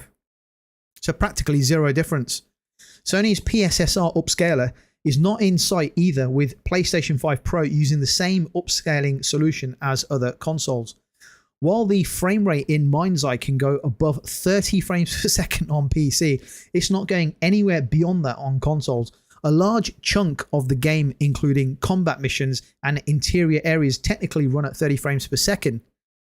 But the overwhelming problem is that frame pacing is much too inconsistent all around. This was said by Digital Foundry. Taking PlayStation 5 Pro, for example, the frame time graph trails between 16, 33, and 50 milli or microseconds consistently in the big city, meaning it rarely feels smooth in practice. And I've experienced that chugging that the game gives you. Driving around the streets of the world is said to feel choppy, while on rails, shooting sections can drop below 20 frames per second. Below 20 frames per second, even on the PlayStation 5 Pro. Digital Foundry believes the game is encountering a CPU bottleneck that's running on the latest patch 1.07. So the latest patch, and it still runs below 20 frames per second in certain areas on the PlayStation 5 Pro. The analysis lines up with our own MindsEye PS5 review, where we called it an unfinished product with a final score of 3 out of 10. We concluded MindsEye is a broken, boring mess of a game that has somehow been allowed in the world. Well, absolute ripped it apart, haven't they? Really? They've ripped it apart.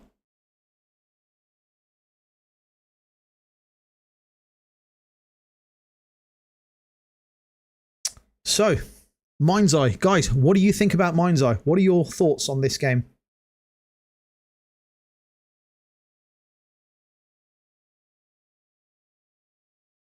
What a mess. Petrov is saying, what a mess. Why release it?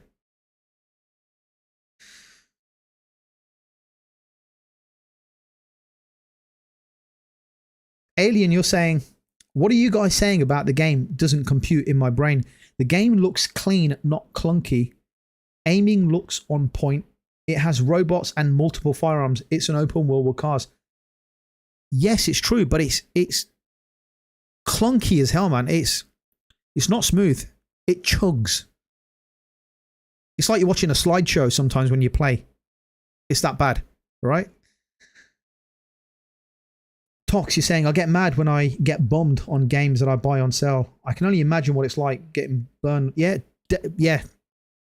Yes, this game was bad. I got burnt on this one. Alien is saying, and I think a patch and $30 will be a great addition to the shelf.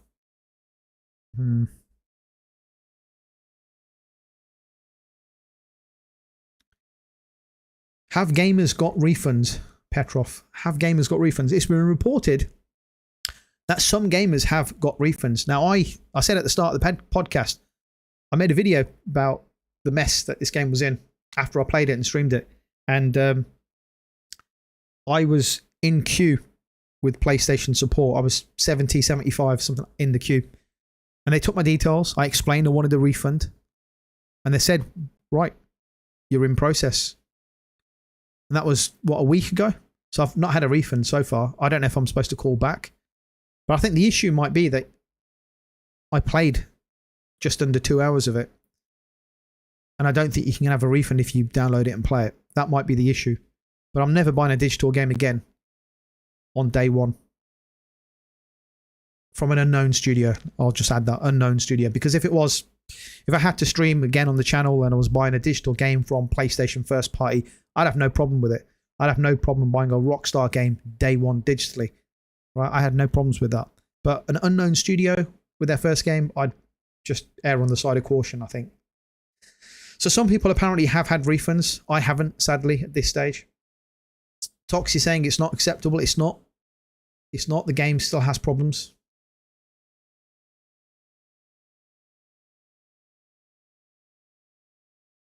What else are we saying here? What else are we saying? No PSSR, I know. Petrov is saying it's a scam. The only difference, check this, the only difference between base PS5 and PS5 Pro is that the PS5 Pro can upscale from 972p to 1008p up to 1296. That's the only benefit of the PlayStation 5 Pro on MindsEye. You get nothing else. Nothing. It's a joke. It's a right joke.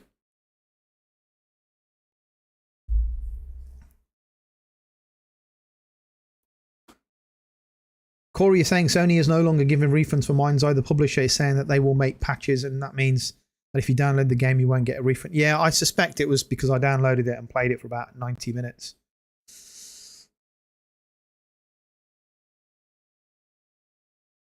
Corey saying the people who are only getting refunds are the people who didn't download or play the game. Yeah, I think that's true. Crooked Vulture, you're saying when you're a new studio trying to prove yourself, releasing unfinished games isn't really a good idea. 100%. 100%. I'll talk about that in a second. You know, what's it say about Build a Rocket Boy now going forward? Let's say MindsEye's finished, right? Or let's say they patch it up and it's an average game. It does okay in the next year or two. The next game that they advertise in 3 or 4 years, do you think anyone's going to pre-order it? No one's going to pre-order their next game.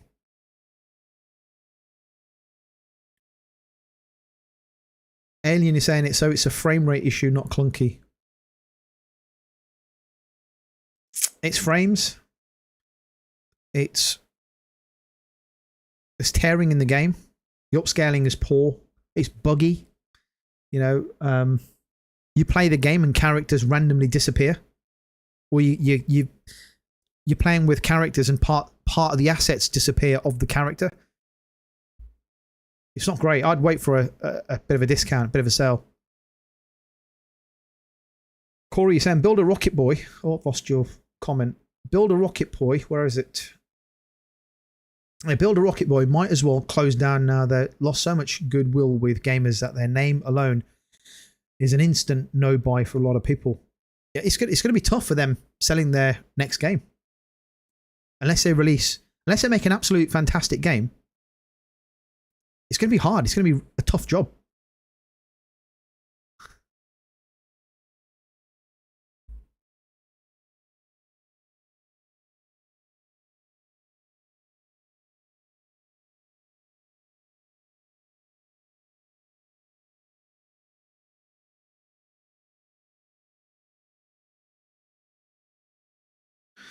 So Alien is saying, so the Pro can't do 1080 60 frames. This game on the Pro does not run at 60 frames per second. This game on the Pro, according to Digital Foundry's technical analysis, this game only boosts to 1296p and it doesn't run at 60 frames per second. It runs at 30, it's capped at 30, and it dips below 20 in some instances in the game.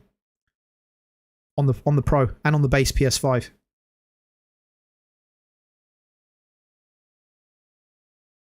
Alien is saying, look at Cyberpunk. Yeah, I'll talk about Cyberpunk in a second. So look, here's my view on it, right? I was looking forward to this game. I streamed it on the channel. I had a lot of hopes for this game. I gave it the benefit of the doubt. And I still have, I don't know why, I might be stupid, but in a weird way, I have this nagging voice in the back of my head saying, this game might deliver one day. It might be okay. They might do a No Man's Sky in inverted commas. They might do a No Man's Sky and continue to release update after update. And over the next 6 months, year, 2 years, what we see today may be completely different.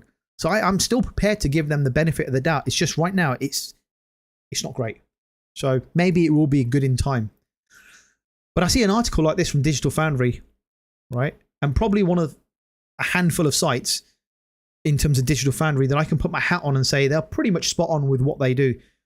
And I'll leave this article when the stream finishes. I'll put the link in the description if you want to check out the video, because they've got a 10-minute video here.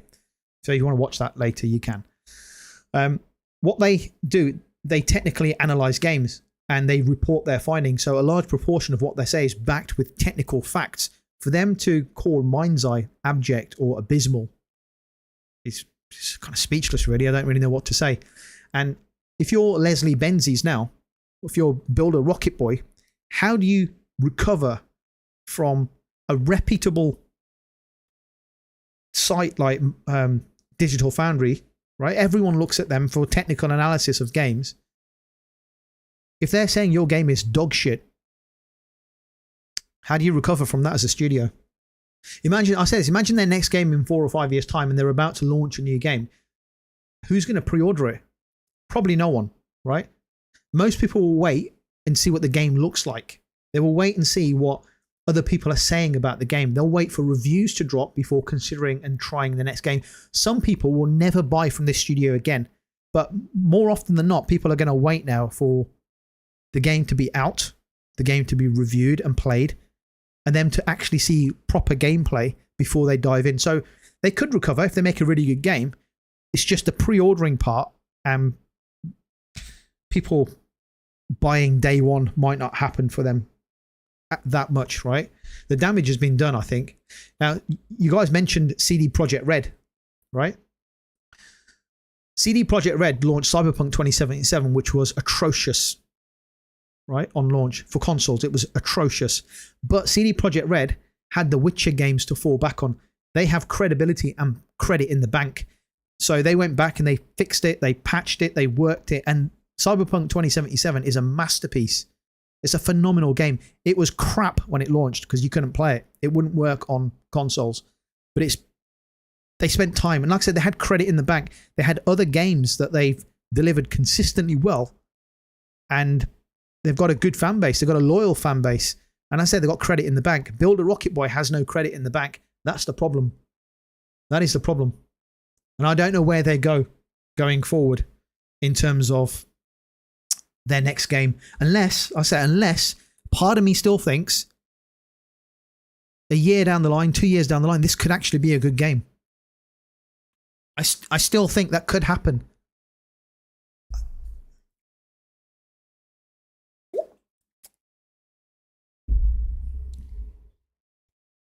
Am I wrong in thinking that? Am I being too optimistic thinking that they can turn this around?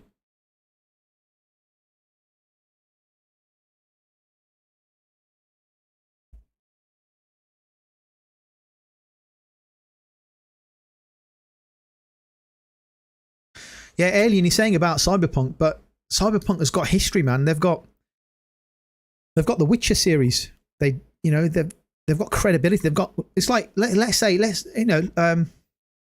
Sony released a game at one of their PlayStation studios. Let's say Insomniac Games released, I don't know, Wolverine, and it was a bit buggy on launch. You'd look at them and think, you know what? They'll sort it out. They've got credit in the bank. All right, they're messed up on launch. Let's give them a few weeks. Let's get them sorted out. And then the game will be perfect. And that's what happened with Cyberpunk. They launched a game. It was terrible.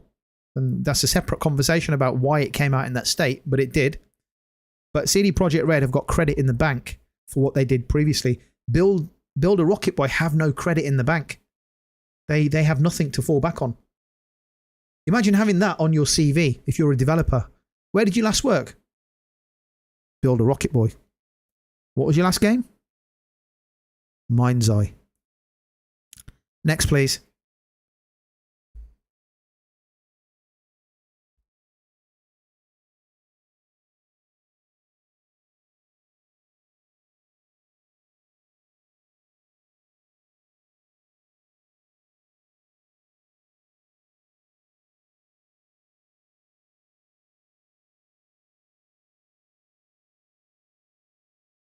Gamers, so Crooked Vulture, you're saying, I think gamers should stop encouraging and excusing the culture of release broken, fix later. Yeah, I agree.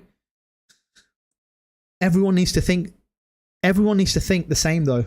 Everyone needs to, club together and not buy games that are in such a dog shit state.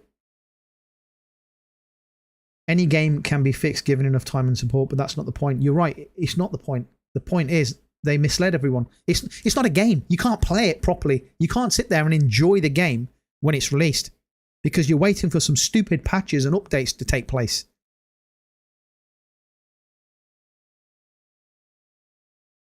Forget Mind You're Right. Petrov. Good one. You burned yourself paying full price for day one games. Yes. 100% I burnt myself with this stupid game.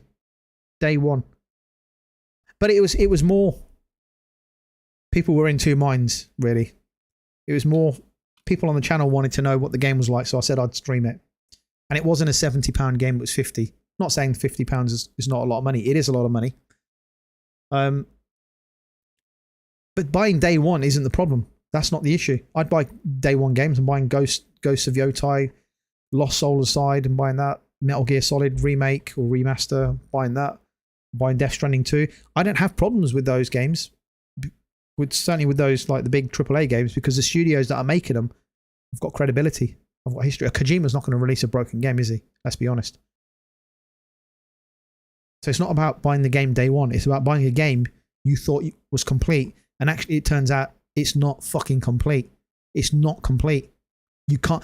This trailer that we're watching, right? You can't play like that in the game. It's wrong. People were misled into buying this game.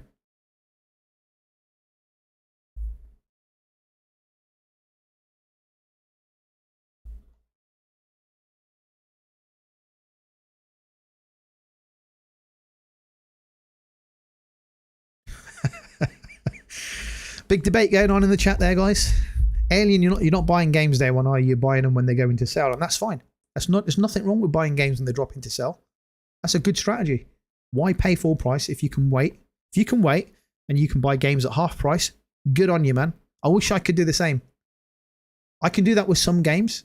I'm not buying Gears of War when it comes out on PlayStation day one. I'm going to wait for a sale. My time in July will be taken by Death Stranding 2. If any game comes out in July that I want, it's going onto my backlog. I'm not going to buy it. I'll buy it later. And it's probably going to be in sale. And that's fine.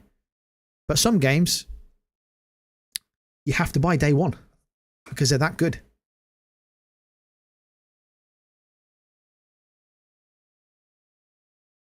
Kojima is about to release a masterpiece. Yes, he is.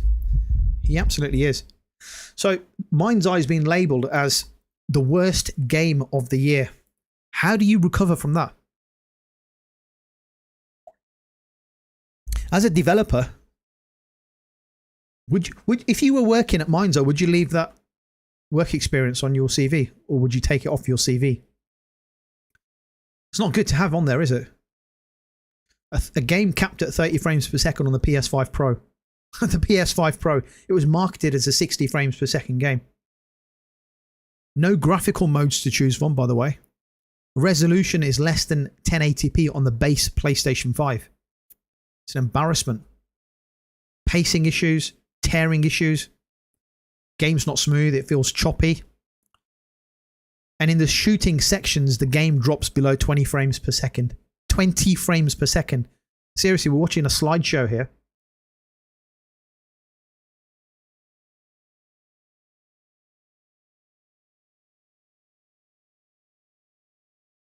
Petrov, you might buy Death Stranding 2. Wow, it's a phenomenal... Well, I'm not going to tell anyone what games to buy. I don't think you'd be disappointed buying Death Stranding 2. Let's put it that way.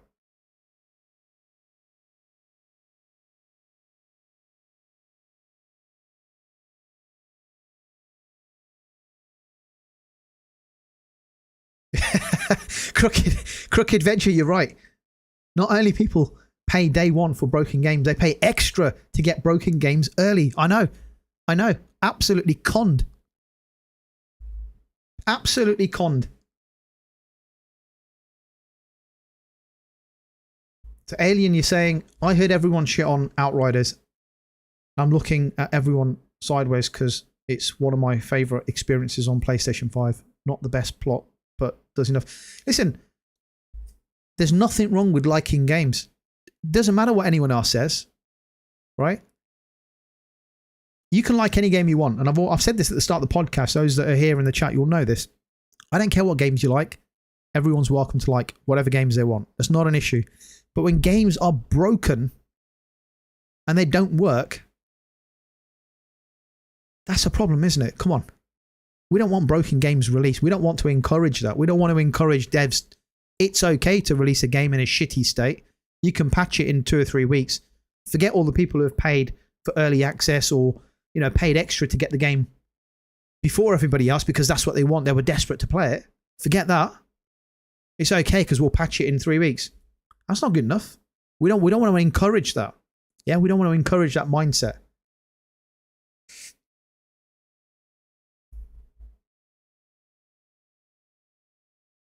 Mark Hayden, buddy. What are you saying? This is why I will only buy physical copies at the very issue you're talking about. Yeah, Yeah, it's a lesson learned. I buy games physically 99% of the time. I bought this game digitally day one because people wanted to see what it was like on the channel. People were in two minds. But if this was a digital game from a reputable studio, Kojima Productions, Insomniac Games, Naughty Dog, right, Santa Monica Studios, Rockstar. If it was one of those guys, maybe I would have bought it. I don't know, but it's left a sour taste. I'm going back to what I always do, which is buy physical games. I don't think you can go wrong with physical games.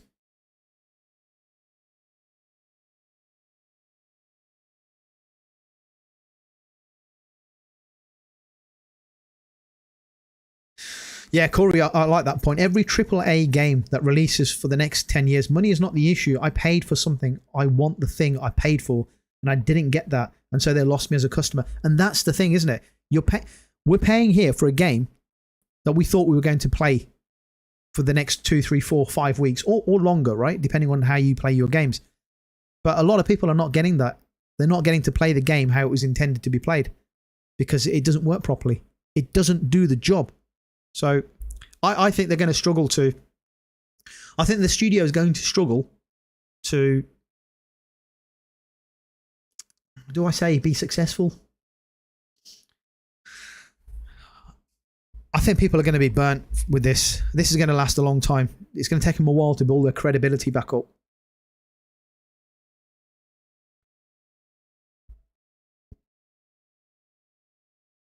Tox is saying nobody can ever tell you how to properly enjoy your hobbies. 100%. You do whatever you want. You know, you guys enjoy the games you want. But make sure the games that are coming out are working. That's all we say, right? That's all we ask for.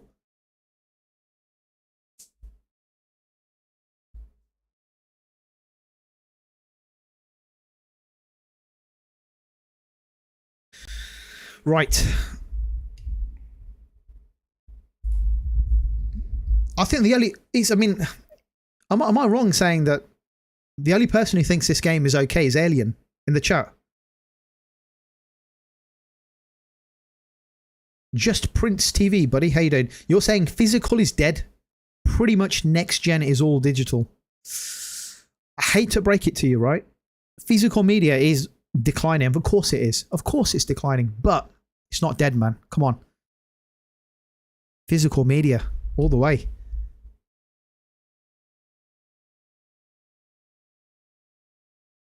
So am I right in thinking the only person sticking up for MindsEye, Alien, is it just you? Everyone in the chat seems to be... It's not a great game. It doesn't look great. Toxie saying physical media is in the decline, but it's not dead. Agreed.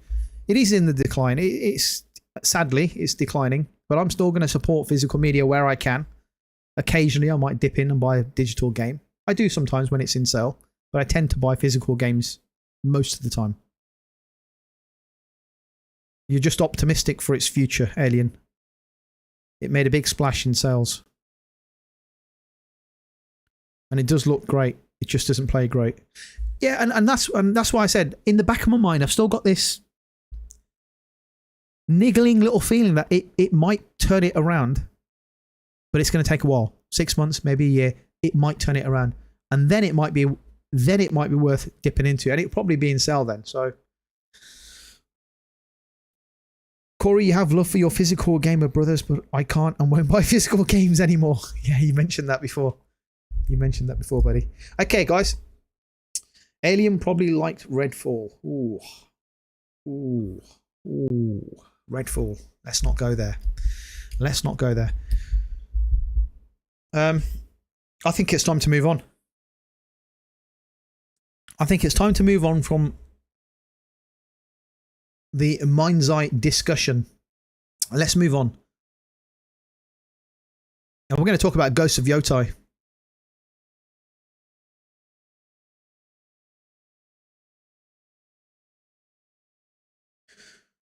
Interesting. The link hasn't opened.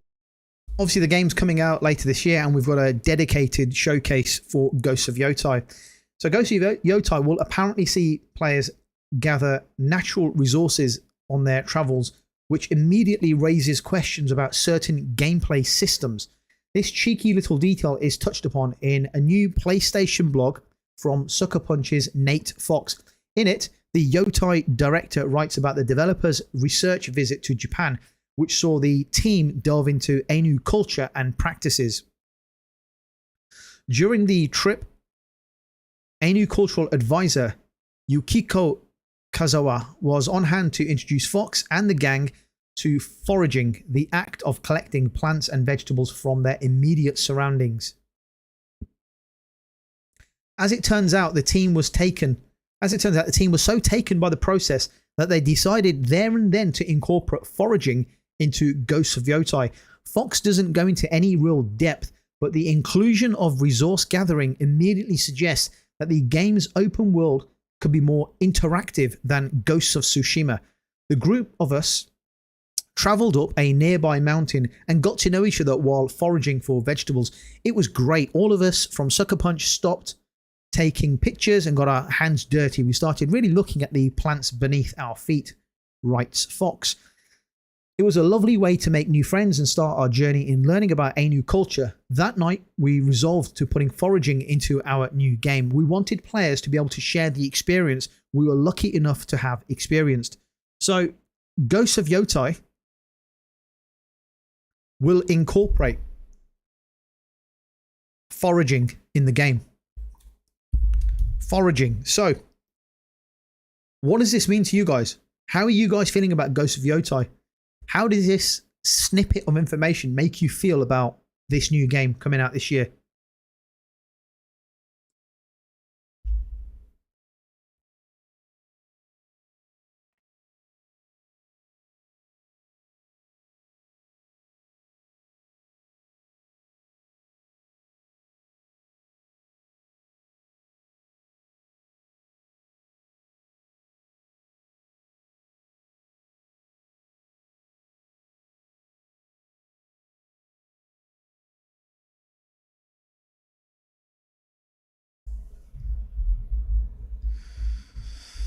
So Corey, you're saying the looking forward to the Yotei game, really loving the Kill Bill vibes. Well, I tell you what I like. I love it when I hear developers going off and being taken somewhere away for an experience and experience an environment and then putting that environment into the game. Learning from their experience and then incorporate that into the playing experience. This foraging in Ghosts of Yotei could be some kind of new mechanic, new way of interacting with the world. And it could help in a more significant way to skill up, level up, improve your character, improve things like weapons, improved health, new materials, world building activities, right? It could do any of those things. There's just not enough information there, but we can speculate, right?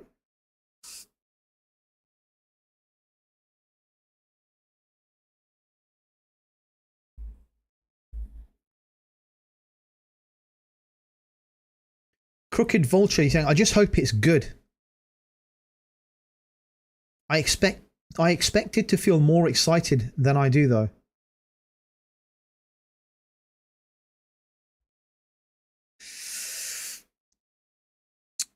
Hopefully the extended gameplay that we get to see in a couple of weeks' time, it's in July, right? So it's not too long to wait, will give us more detail. The thing about Ghost of Tsushima is, which by the way is arguably one of my favorite games of all time. Certainly one of them with Red Dead Redemption and The Last of Us Part 2. I love that game, right?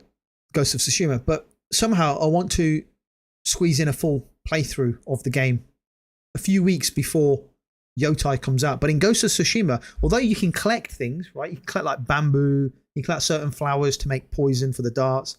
You can kill bears and boars and things and level up weapons. But it's quite limited in terms of the RPG elements.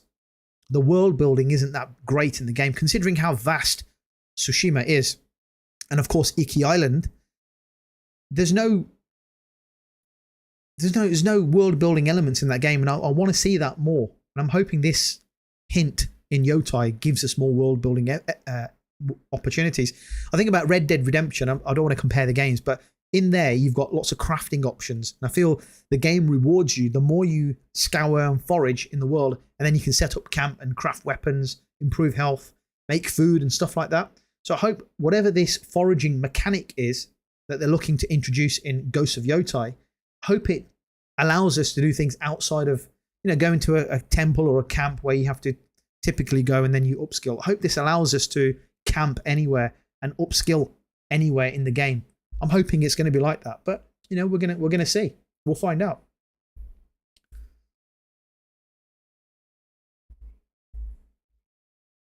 Corey is saying they did this with Tsushima Island. They went to Tsushima and they came back with great sense of culture. Yes, and you can feel that in the game. You honestly, if anyone's played it in, I don't know the terminology, but in the Japanese mode, right? What's the word I'm looking for? Black and white, play it in Japanese mode. It's brilliant. It's really authentic. But for them to get the layout, the look, the atmosphere, the sense of what it was like in that time period, the team flew out there. And I'm just hoping this is bigger than what I think it is. I'm hoping it's more. They open up those mechanics for world building and foraging, allowing you to do lots of different things that were not available in Tsushima. They're going to have to level up on Ghost of Tsushima, so they're going to have to think out the box and do different things. Petrov, you're looking forward to more extended gameplay? Yep, I think we all are. Cannot wait for that.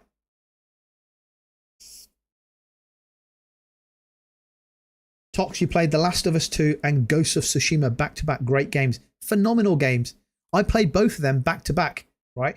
When I don't mind admitting this, but when the PlayStation 5 was announced, 2020, I said to myself, 2019 will be the last PlayStation 4 game I play. If any PlayStation game comes out in 2020, I'm going to wait until I get the PlayStation 5 in 2020, and I'm going to play the games on the PlayStation 5.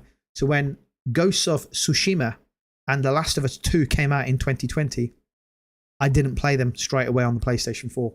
I bought them. I bought the discs for both games, but I waited until the PlayStation 5 landed, and I played Ghosts of Tsushima first. Breathtaking. Absolute. For my first experience playing it on the 5. Brilliant. And then I finished that. Then I went on to The Last of Us. Amazing games. Amazing games.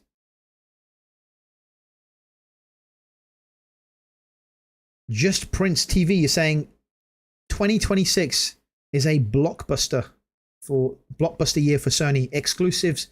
Yotei is going to be great though. I think it is. It's we've only seen trailers. That's the, this we can't really base it on anything, but from the trailers and from the pedigree and the history of Ghosts of Tsushima, this game is going to be phenomenal.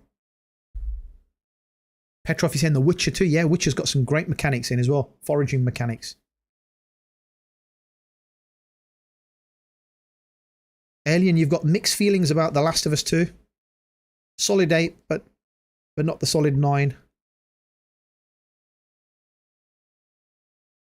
Yeah, the game always...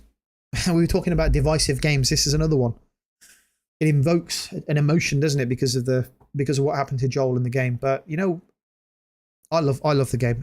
Technically, on every level, it's one of the greatest games up there with Red Dead Redemption 2. In every factor of a single player game, where it gets criticism is the story, and that you're either going to like it or you're not. But the game technically is a masterpiece. But The Last of Us 2 is a separate conversation. I keep drifting into this trap that you guys are setting for me.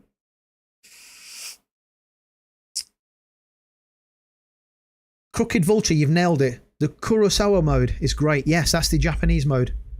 That is brilliant. If you like those kind of old Japanese movies, the samurai movies, right? That mode, it just adds a layer of authenticity to the game. It's fantastic.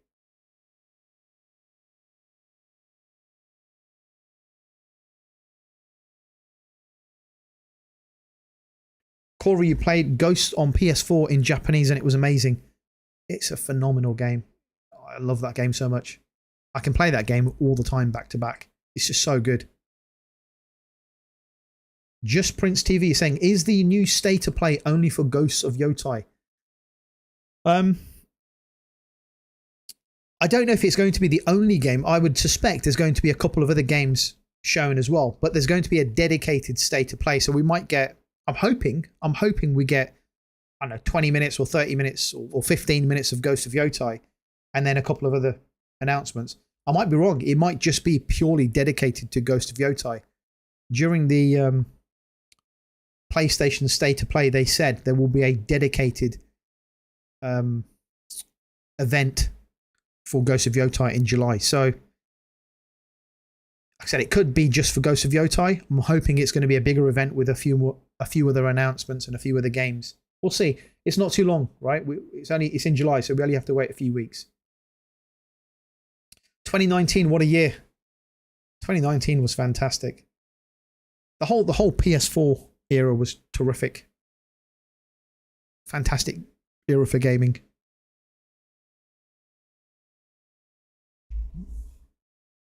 2026 looks like a banger year. Absolutely, Alien. It does. Corey, you played the director's cut and Iki Island on PS5 and played in English because I wanted to see the new lip sync. Iki Island's fantastic. And they did a stellar job with the because nobody expected them to release the multiplayer for Ghosts of Tsushima, and they did, and it was free. What a fantastic bonus that was. I'm hoping we get something along the lines of a multiplayer with Ghosts of Yotei, maybe 6 months or so after the games come out. That'd be a fantastic surprise.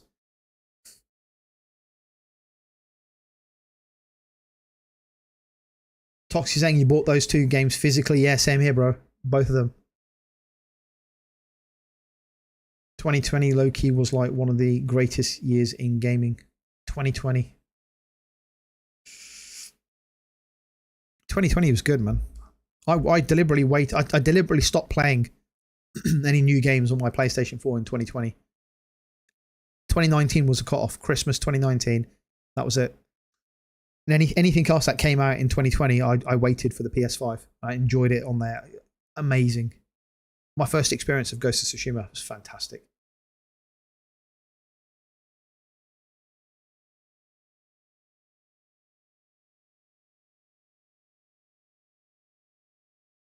Petrov is saying, I think Yotei is going to feel like a Tarantino movie like Kill Bill.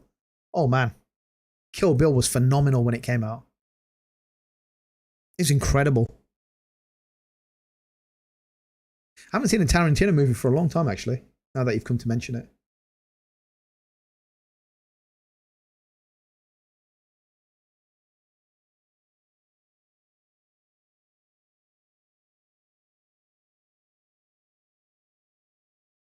So Crooked Vulture, you're saying, during the years of waiting for the Ghosts sequel, I assumed, wrongly, that we'd see what happens to Jin Sakai. That's probably a big reason I felt disappointed. I think a lot of people were looking forward to going back in and enjoying Jin Sakai's story. I still think we will.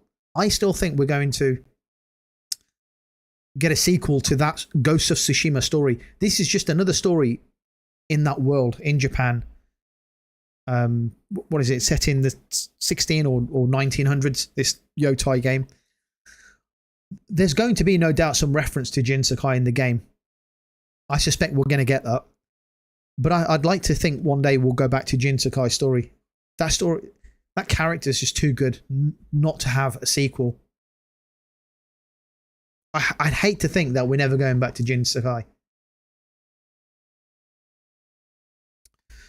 Just Prince TV, any news on where Win meets on PS5? I'm waiting for that. No, I haven't heard anything from that developer about the game. That's on my list, actually, of some great Eastern Asian studios that are currently knocking it out the park with games. I mentioned that. You're going to talk about that a little bit later on.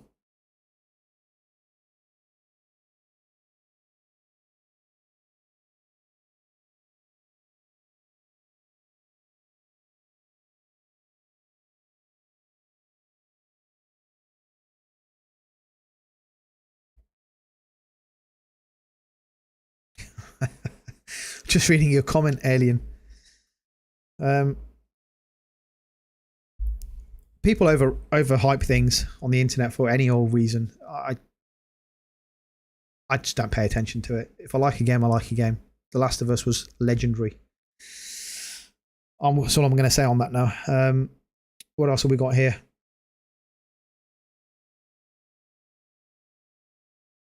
Kingsbloody saying there was a point. Oh, there was that Paint game I still want to buy from the PS4 era. What Paint game was that?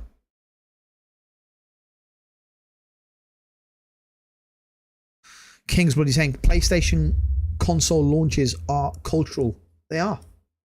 They are. They're the moments you mark in your calendar, and then you look back as you get older, when you purchase that game, when you purchase a console, and the games you played during that period in your life. They are important moments in gaming.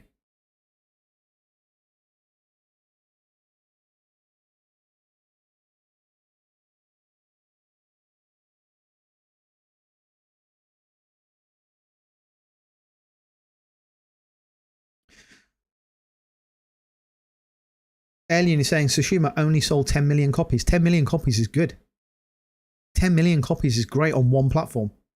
If Yotei can't sell 10 million, the franchise is dead. The franchise is not dead. See, this is on this negative talk. No reason. No reason. Why can't you just look forward to it and enjoy what's coming up? What's the point in being negative? Why is it a dead franchise? What if it sells 9.5 million? What does that mean? It means nothing. It means it sold 9 million copies. I don't get this rhetoric that if it doesn't hit this number, it's a dead franchise. It's not a dead franchise. I don't get it, man. I don't understand.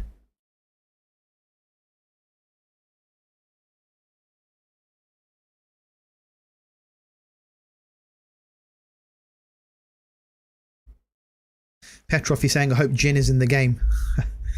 Maybe he's like a ghost. Maybe there's a reference to him in the game at some point. Alien saying Days Gone sold 7 million and got no sequel. There's probably a reason why Days Gone never got a sequel. You know, it had a ropey start, ropey launch, and Sony probably felt, look, we've got a zombie style game in The Last of Us, and we're going to be talking about doing some kind of TV show, TV deal, and we don't want anything to distract from that. So Sony Ben, you can make something else. Naughty Dog, go and work on The Last of Us. That's probably all it is. Yeah, only 10 million. Yeah, just only 10 million copies sold on one platform. Only 10 million.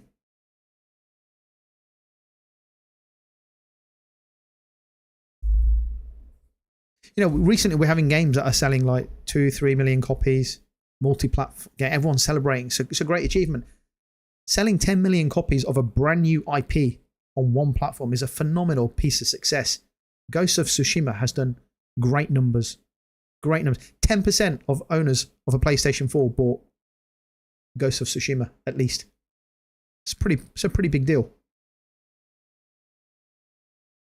And I think Ghost of Yotei will sell well. I think it's going to do phenomenally well. Kingswood, saying they get clicks for negative spin. I don't get it. It's a great time to be playing games. It's a great time to be a gamer. Just enjoy the games. You know, what's the point coming out and saying it's going to do well? The game's going to die if it doesn't hit certain numbers. There's no point saying that.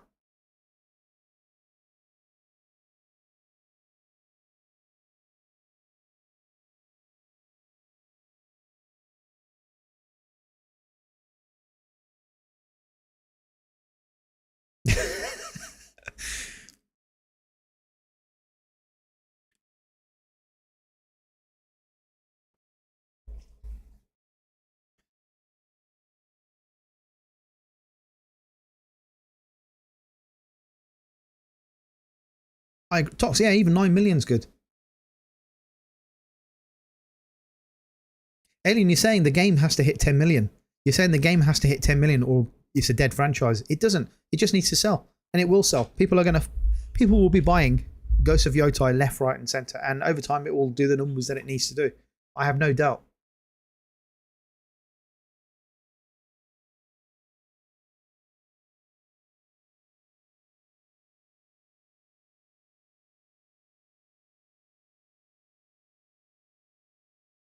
Okay, guys, let's keep it nice and clean in the chat. I like the fact that everyone has different opinions. It's good. Let's keep it clean. Let's yeah. Anyway, so I was saying, what I want in Ghost of Yotei is I'm hoping for a crafting system. I'm hoping we're getting rewarded for running around, picking up things, scouring for items, right? And that helps us improve our crafting abilities within the game. I hope that's right, but it is pretty much guesswork because we're not going to know until we get hopefully a deeper look at the game in July at the next PlayStation State of Play.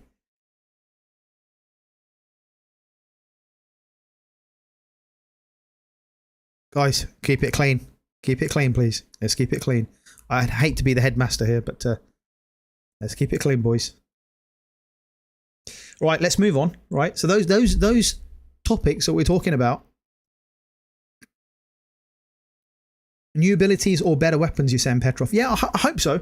I hope so, because in Ghost of Tsushima, with all that crafting you were doing, what was the benefit in the real world in the game? You got poisonous darts, right? And some of it helped with kind of some leveling up, but you had to go to certain points in the game, certain temples where you could visit like a tradesperson and kind of upgrade things. But I want the crafting ability to be done at any stage, at any time during the game. That's what I'm looking for.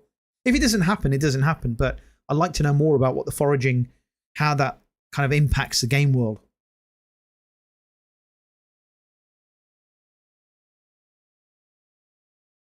Kingsblood, you want Scorpion's weapon? My God, we need some. Yeah, we've got guns in this one. We have firearms in Ghost of Yotei, which I think will put a different spin on how we attack in the game. So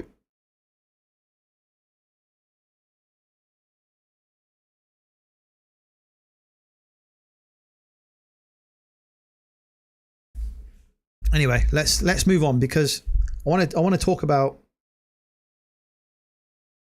the next topic here, because the next topic is what I said at the start. The four main news, rumors, leaks, articles, types of things, we've covered them. There's a spotlight I want to put on some of the games coming out that I'm certainly looking forward to. And the first one here we've got is Mafia, if I can get the link open.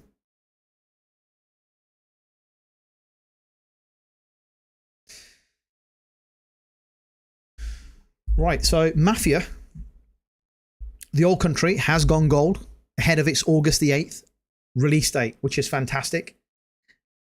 And that's been confirmed by Hangar 13. So the studio posted a short video clip on the official Mafia X account announcing the news as a team now shifts to focusing on polish and making sure Mafia the old country is ready for prime time when it releases in August.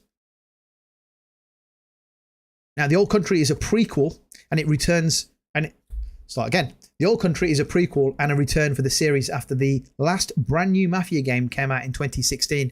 Since then, we've had a remake of the first game and remasters for the second and third games, but nothing brand new until now.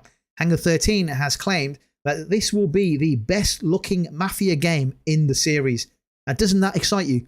This is going to be the best looking game according to the developers.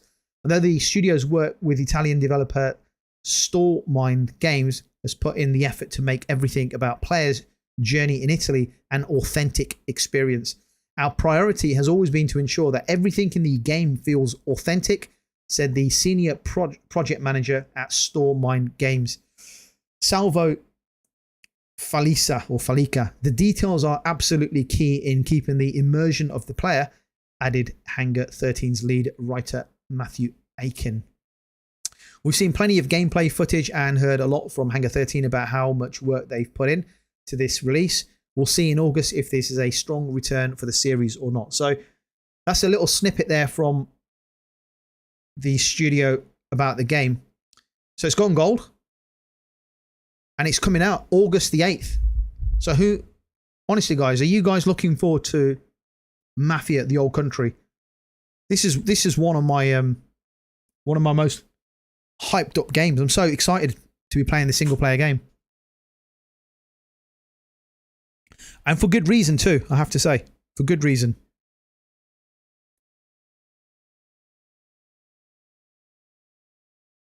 Guys, you guys still talking about the last Ghost of Tsushima. Tox is saying this game is definitely on your radar and you like the price point. 100%. So it's not long to go now, actually. What, August the 8th, right? So 3.5, 4 weeks to go before we get this game. I think it's going to be good. And my take on this, just personally, is that I don't really want to play a game that's 60 or 70 hours long. Not another one. You know, we've got Ghost of I keep saying Ghost of Tsushima. We've got Death Stranding 2 coming out this week. That's going to take the best part of a month for me to clear, at least, the very least. So having a game like Mafia come out, a smaller experience for me is perfect. The game is rumored to be a smaller experience, hence the lower price. But I certainly don't want to spend time that I don't have in an open world game. So like I say, my time will be spent playing Death Stranding 2, probably for the next month, maybe a little bit longer. And I like the fact that this is going to be a shorter single player experience, which, by the way, I honestly don't care that this is a shorter game. The game length per se doesn't really bother me in terms of how short the game is. I'm actually looking forward to a game that I can play and complete in, I don't know, 10, 15 hours or less. I want the experience to be tight. I want it to be a tight single player experience with good art direction, solid story, great music, good action, and I want to get immersed in that game. That's my viewpoint on this, right? The game length doesn't really bother me. I mean, the game is less than £40 in the UK, so in a day and age where game prices are soaring, this is beautifully priced. I mean, the developers, Hangar 13, are saying it's their best looking game, the best looking Mafia game that they've ever made. And I really enjoyed the other game, so personally, I'm really hyped for this.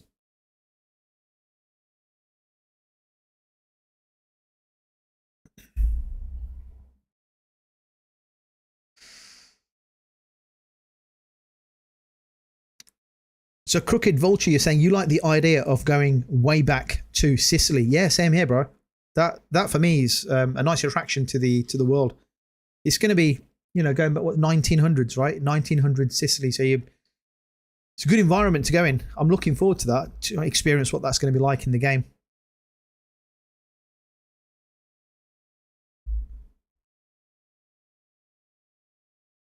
Kingsblood, you're saying you thought you was the only one that liked Mafia 3. No, look, Mafia 3 got criticised a lot. I think the story maybe didn't resonate with a lot of people, but I like these games. I tell you, I like games. I prefer games. Maybe because I'm getting older, but where the pacing is a little bit slower sometimes. I want to take my time in the game. I want to experience things at my own rate. And I think a game like this, the Mafia, it's a single player game, right? So you can take your time and follow the story and follow the narrative of the story. And the developers can take their time keeping things contained in an area rather than having an open world where everyone's worrying about fetching things, going here and there. You can take your time, enjoy the game, enjoy the story, and then move on to another experience after, I don't know, 10 or 15 hours of this game. That's how I want to play this game. Petrov, I like The Godfather. Well, you know, maybe we're going to meet them in the game. We're going back to where it all started, right? We're going to meet the Mafia family and what it's like to start that journey. Tox is saying Unreal Engine 5 Old Sicily is going to be 100% immersive. I hope so. I hope so. Everything I've seen, the clips, the trailers, everything I've seen, just for me, says this is worth playing. This is worth investing time in. And time is precious for me. So I'm looking forward to this. Really excited about this game.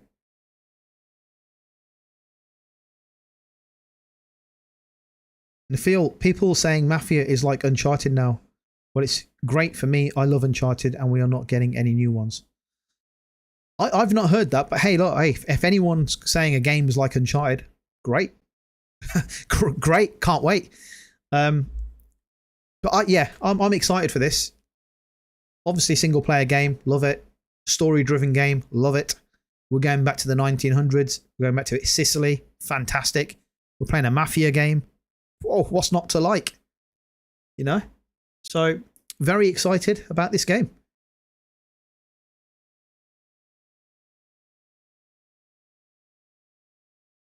Alien, dude. Let's move on now. Let's move on. Yeah, let's talk. We're gonna move on. We're gonna move on from the Mafia 2 because this gaming spotlight is just snippets of a couple of games that we're gonna look at, and we're gonna fast track. We're not gonna hang about like we did with the news stories earlier. They're just snippets of games. Kingsblood, you're sold on the mechanics. 100%. 100. I don't know. To me, it just looks good. I think this is going to be their best game so far. The best Mafia game.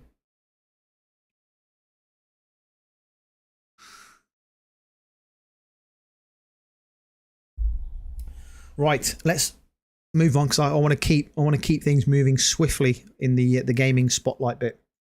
So next up, here we go. We have this is PlayStation Universe. This came out during the week. There's a new God of War game. Everyone knows there's a new God of War game. It's been rumored and reported on for quite a bit of time. So the Greek God of War project was being pushed back to 2026. And this comes from journalist Jeff Grubb. He's claimed that the latest episode of the in his latest episode of the last of the Nintendogs, that Sony's as yet unannounced officially new God of War title, which is supposedly taking players back to Greece, that's been pushed back to 2026. Speaking about which type of game he would like to see come to Nintendo Switch 2 down the line, Grubb commented, "I have Marathon and the unannounced new God of War Greek project, which I heard was pushed back to 2026 as well." A new God of War game has been rumored for some time now, although Sony has yet to announce anything officially. According to murmurs, however, the game will take place in Greece, the setting for the earlier God of War games, and will incorporate Metroidvania elements and is billed as a side story of sorts. So God of War celebrated its 20th anniversary back in March, with Sony releasing a series of free content for God of War Ragnarok to mark the occasion, alongside a few other bits and bobs. However, hopes that a God of War collection would be revealed during the festivities were dashed as it became clear there were no plans for one. So, God of War delayed, pushed back to 2026, according to Jeff Grubb. First of all, what are your thoughts on a God of War Metroidvania type game? It's not the traditional God of War games that we were hoping for. This is more a different style. I don't want to say side scroller, but it's a different style game. What do you guys think about that in terms of God of War?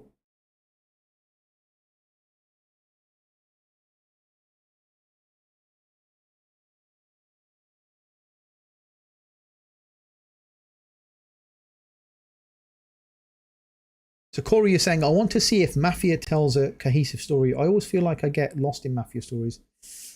Hope so. I hope so. I mean, I've really enjoyed the Mafia games. I like taking my time and going through. I don't like doing too many side quests. I always feel they take me away from the main story. So I tend to stick with the mainline stories. If I get a chance, I'll do the side quests. But I tend to avoid side quests and side missions a lot of the time. Crooked Vulture saying, I've been watching your vids for a while now. Is the stream fairly new? The channel is great, deserves to get much bigger. Thank you very much, buddy. I appreciate that. The streams, this is episode 2 of the podcast. So this is the second ever PlayStation podcast. I hope you guys are enjoying the podcast. I don't like saying it often. I should do because I need to promote it. But guys, smash that like button, please. So Crooked Vulture, this is the second PlayStation podcast. We did one last week. Be sure to check it out. And over time, the channel will grow.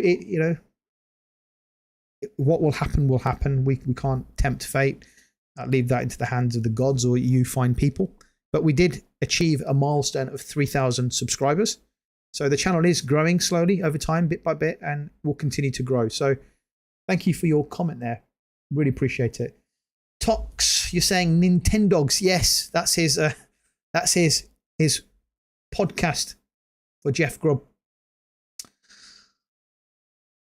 Right. Alien, dude.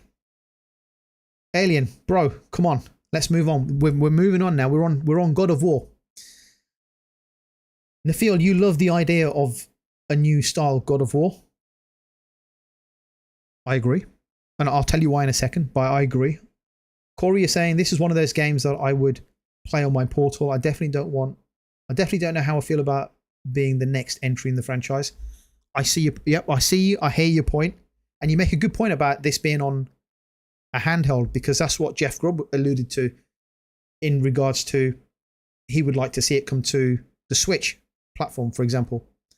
And I can see a case for having a game like this on the Switch, right? Those types of games, side scrollers, a slightly 2D elevated 3D game. Those games are very popular on handheld devices. I can see that. Alien is saying, I'm sure it will sell well. Not big on the franchise. It's okay. That's a fair point. Petrov is saying you want God of War 3 set in Egypt. I think we all want that. I think we all want an Egyptian trilogy for the next series of God of War games. Bomb Squad, how you doing, buddy? You're not a big fan of God of War? That's okay. It's okay not to like great games. Everyone has choices. Everyone has games they like to play. What game are you big on? What's your preferred franchise? King Jewance, you're not a fan of the new God of War game, the Metroidvania style. Okay, that's not a problem. Hit that like, boys. Hit that like. Alien is saying you like the PS4 version till it became a gate opening simulator. Boss battles are God of War strong points, but the levels aren't your favorite. Okay, that's not a problem. That's not a problem at all. Corey is saying God of War Metroidvania is done like Prince of Persia, The Lost Crown would be dope. I agree. I agree with that.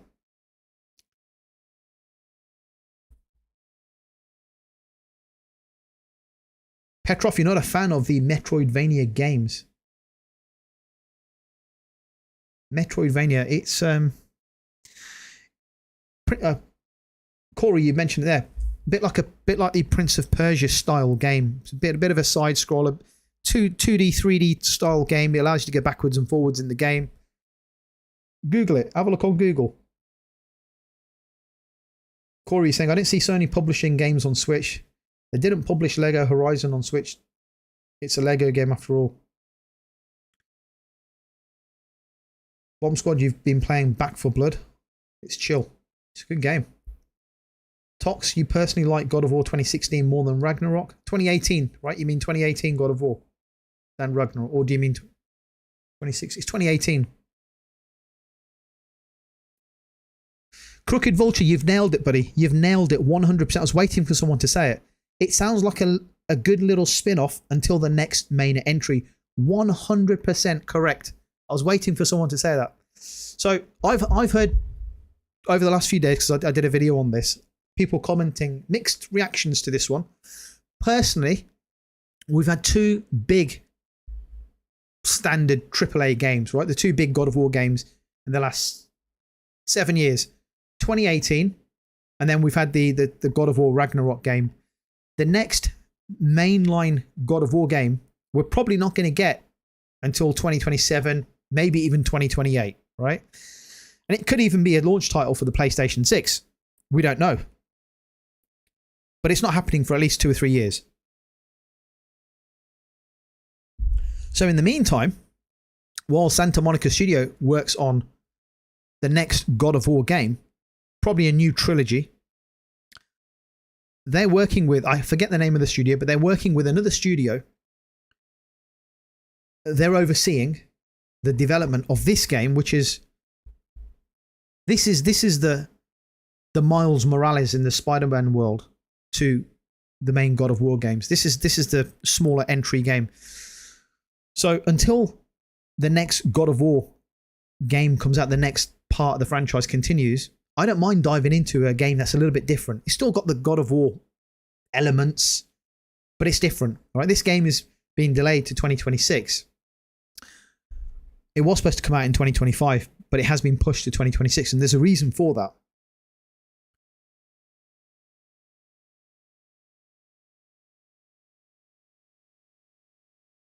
Tox is saying, yeah, side-scrolling. Corey is saying 2018 and Ragnarok are perfection.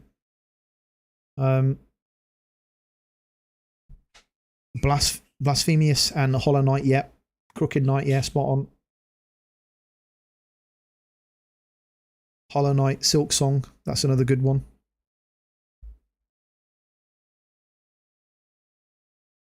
So Mark, you're saying you've pre-ordered my copy of the new Mafia game. I just wanted you to know that I wasn't having a go at you about the way you buy your games, and I hope I didn't offend you, but I like the podcast very much. Thank you, Mark. No offense taken. You know, I want everyone to view their opinions sensibly, their viewpoints. I appreciate your thoughts. Appreciate your we're all different, right? We all have different views and opinions. So happy to have you guys talk about that. That's not a problem. Like I said, as long as it's not clean and we're not, you know, effing and blinding and all that kind of stuff and doing all the fanboy stuff. I like to think we can have a decent enough conversation. So I appreciate your comment, Mark. Thank you for letting me know. I will be looking into getting Mafia. Death Stranding 2 is on my list, and then I'm going to pre-order it at some stage. The physical disc I'm going to get, by the way. Nafil, I hope the God of War will go back to the old style God of War 1 to 3 instead of 2018. The old style game. I tell you what I would love, and the report there mentioned it, and we haven't. Apparently, it's not going to happen. I would love a God of War collection. You know, the original God of War games. So up to 2018. So forget 2018 and Ragnarok, but all the older games and the ones that came out on the PlayStation Vita, was it? Or was it the PSP? I think it was the Vita. Ascension. God of War Ascension, I think it was. I would love to get a God of War collection, steelbook collection. I'd happily pay a little bit more for that. But a full collection of games on disc in a steelbook with maybe some memorabilia, that'd be fantastic. But at the moment, I don't think we're getting that. I don't think we're getting that at all.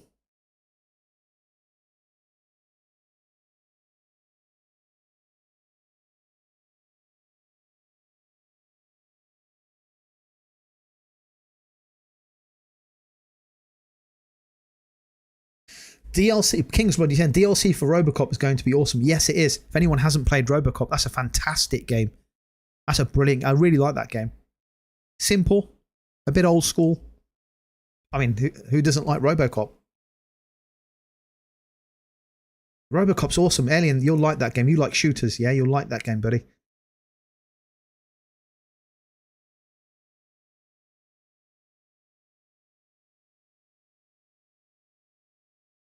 Toxie saying 100% agree. God of War collection, like Tomb Raider collection, upcoming Mortal Kombat collection. Yes, we need a collection.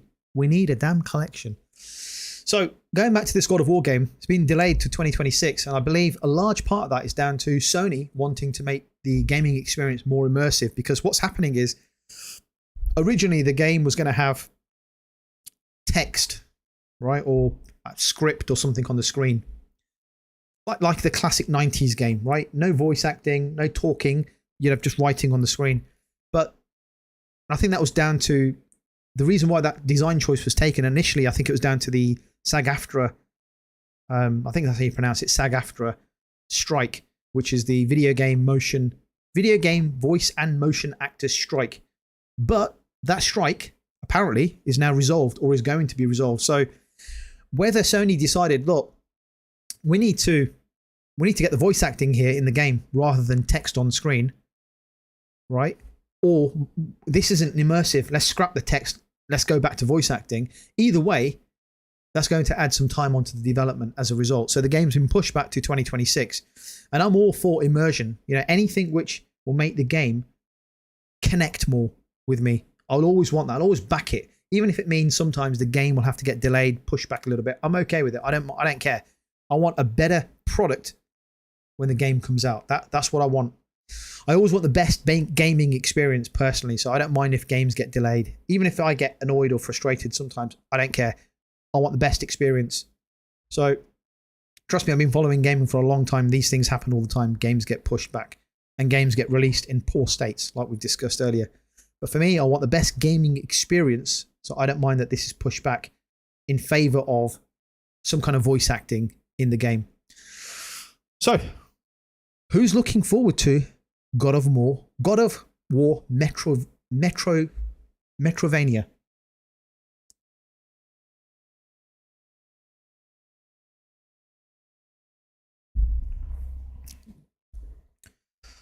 Corey, you're saying God of War 3 is on PlayStation 4 already. I don't know if they would go back and redo 1 and 2. Don't know. Sony has so much IP that they could easily go back and redo. If they had a couple of studios working, small studios the size of Team Asobi, right? 60 odd people. They knock out a game like Astrobot in 3 years, something like that. If they had 2 or 3 of these smaller studios just going back and revisiting classic games. I've had this discussion with so many people on the channel in the comment section about classic games, Killzones, your Resistances, your infamous games, MAG, SOCOM. Now we're talking about the God of War collection. There's Jack and Dexter and there's so many great games, so many great old IP that we're never going to get because of subscription services, because those games generally, typically, sometimes are available in sub-services, which is a real shame because we really need those games. And all it would take is only to, not spend $3 billion on studios like Bungie. Sorry to mention them again, but invest a few $100 million in smaller studios. If I'm telling you now, if we had a God of War collection, if we had an Infamous collection, a SOCOM collection, if we had a MotorStorm, Resistance collection, MAG, right? We had those classic games and they were priced a little bit more. I don't know, 80 quid, 90 quid, 100 quid. The collection, Steelbook, they would fly off the shelves. People would buy them. They wouldn't think twice. We're never going to get that. We're never going to get that. Toxie saying we still need the upcoming Metal Gear Solid Part 2 collection. Yes, we do. We've just got the first one. We need that second part. That will have... that's going to have part 4, right? Part 4, Part 5, Phantom Pain. Or is it 3, 4, and 5? I'm sure the first one had 1, 2, and 3 and some other older versions. Just Prince TV saying God of War, Saros, Wolverine, Phantom Blade 0, Neo 3, Marvel Token. 2026 is fire. Yeah, don't forget. Not everyone's into it, but Battlefield 6 as well is coming out next year, and GTA 6. Next year's going to be absolutely stacked.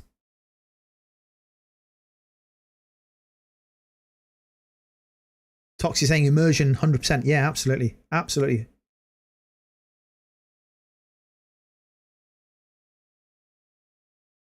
Oh, which Kratos voice do they use? Carson or Chris Judge?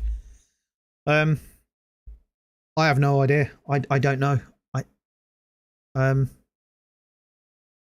like the current voice of Chris Judge, but Carson's the original, isn't he?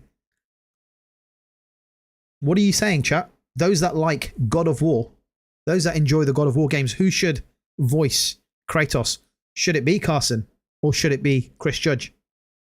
What are your thoughts? Maybe we should do a poll.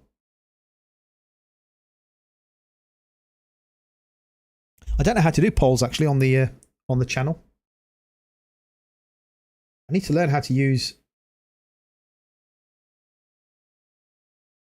OBS properly. I think I've just figured it out.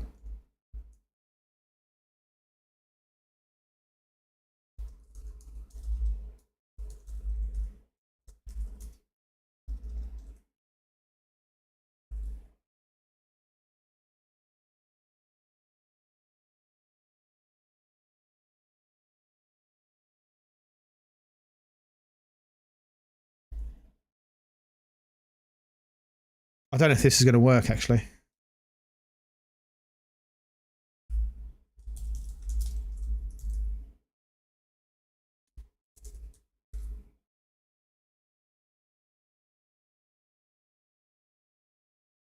Ignore the yes or no. I don't know how to take that off. Who should voice God of War Metroidvania? Should it be Chris Judge or Carson? You guys can have a vote. Just vote on the Judge or Carson. Forget the yes or no. I don't know how to take that off.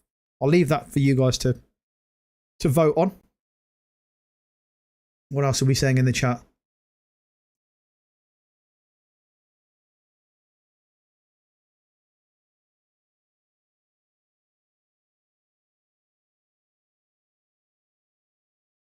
Crooked Vulture, you're hyped that it's now going to be, now that you've realised it's going to be, now that you realise it's going to be a Metroidvania game, you're hyped.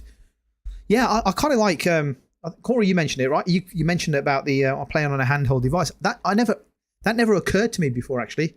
Playing a game like this on a handheld device is probably the perfect type of game on a handheld device.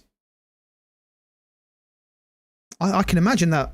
I can imagine it controversial, but it's never going to happen. I can imagine a game like this being very popular on the Nintendo Switch 2, for example. Never going to happen.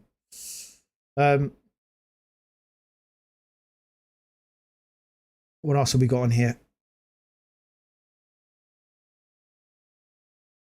Sony needs to make a Bloodborne remake so they can really start printing some money. Yeah, there's a problem with, it's complex, isn't it? The Bloodborne discussion, because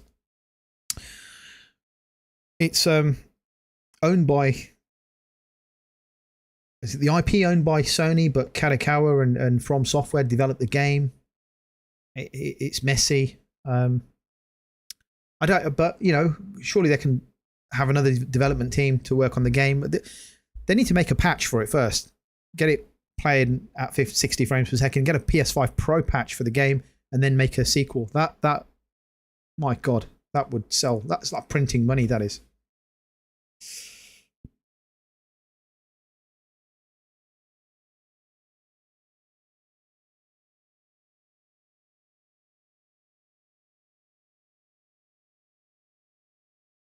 Oh, Corey, you're against having small studios argument. People don't buy these smaller AA games that release now. Having studios dedicated to making those types of games would be a way to lose money. Maybe.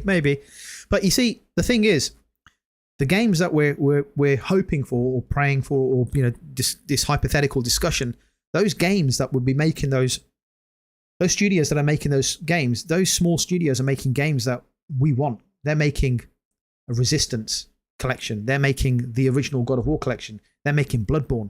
They're making games that we want. Infamous, right? They're not making new or random smaller IP. They're making classic games that we all really want.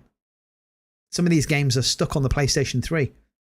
You know, Metal Gear Solid 4, that's stuck on PlayStation 3. What if there was a deal with Konami and we had a PlayStation 5 version, PlayStation 5 Pro enhanced version of Metal Gear Solid 4?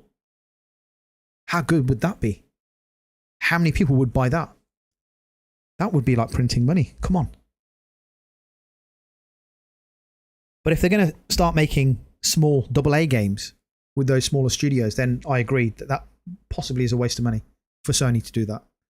Maybe they could strike up a, you know, like a second tier partnership or a third party partnership.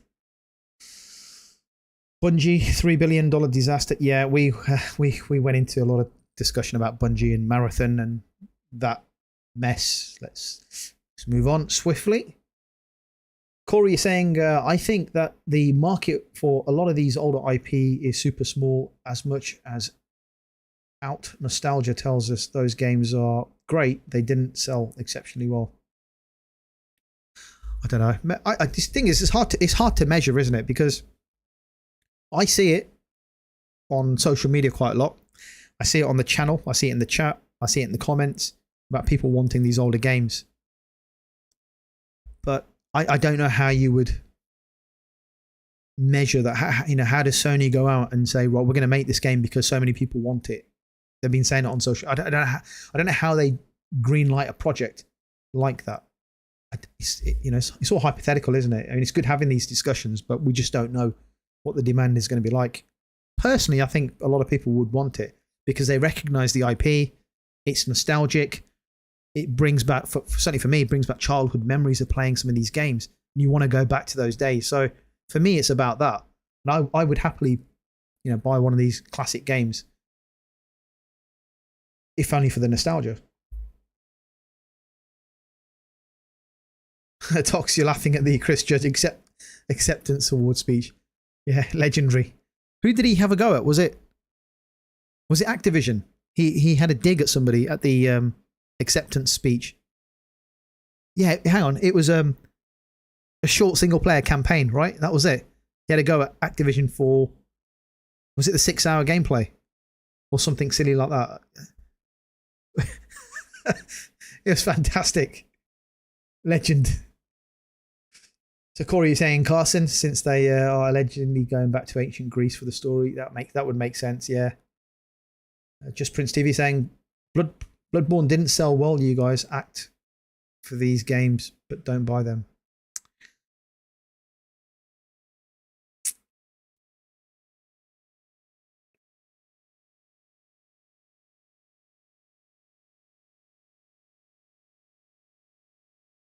Tox, you saying, yeah, small studios making games that gamers want.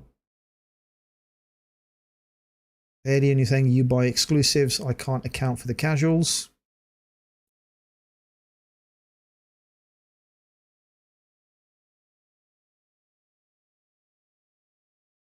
Okay.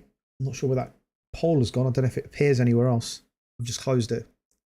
Well, we haven't got the results.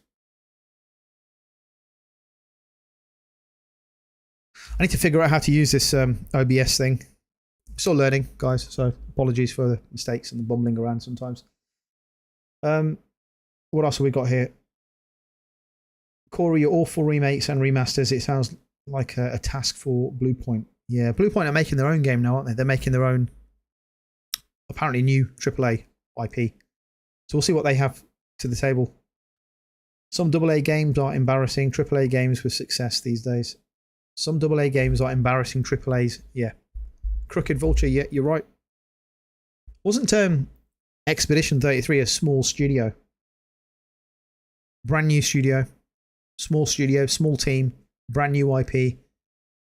Put to shame a lot of people, haven't they, with what they've done?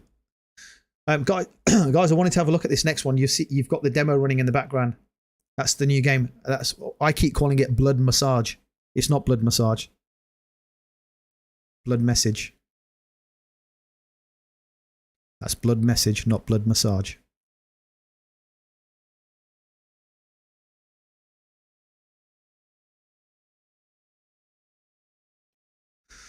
So this, honestly, this has come out of the blue. Yeah, Blood Massage makes it sound like a intense, erotic place, which this is not.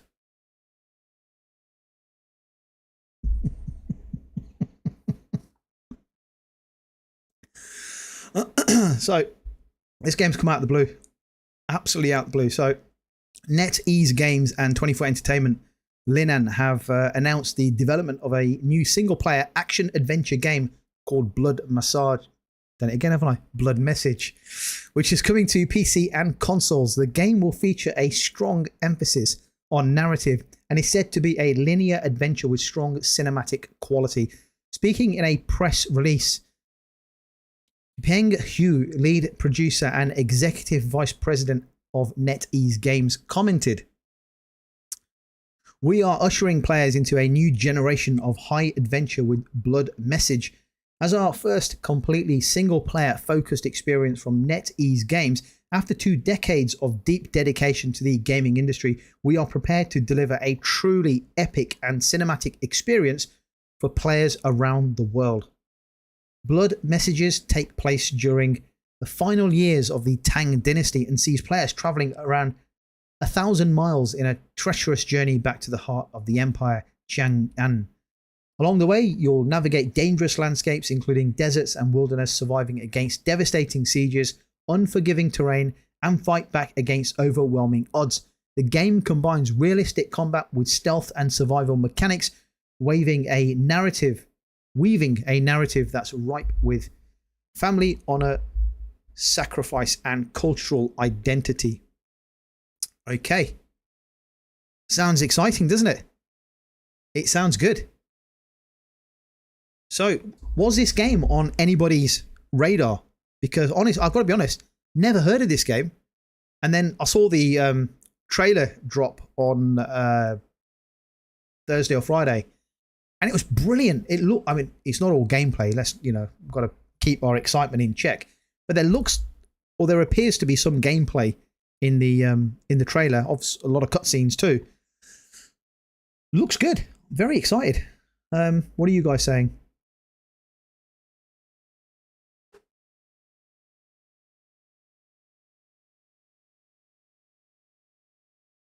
Alien, you'll take a blood massage. Is blood massage a Sony China hero project? It's not. No, I don't think it is a China hero project. I don't believe it is. The game is definitely on your radar now, Tox. The European way to say it, blood massage. Yes, that'll be a channel thing. You know, if you know, you know, guys, right? If you know, you know. Expedition 33 being made by a small team is the exception, not the rule. The vast majority of AA games are an absolute waste of money from the publisher. There's a reason we highlight Expedition. Good point, Corey. Very good point. Because they did something that is not common. That is, yep, good point. This game came out of thin air. It certainly did, Tox. Certainly did.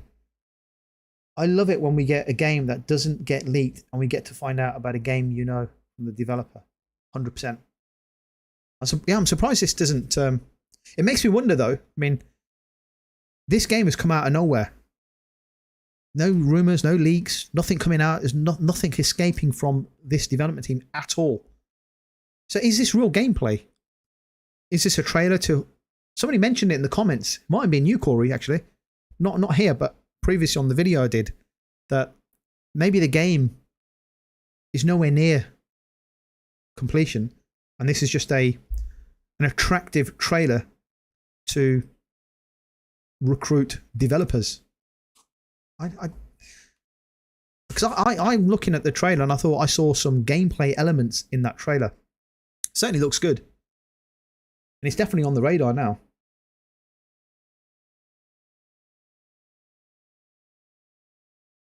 Just Prince TV saying Ballad of Antara and Where Winds Meet are awesome games too. Waiting for those. Yep, 100%.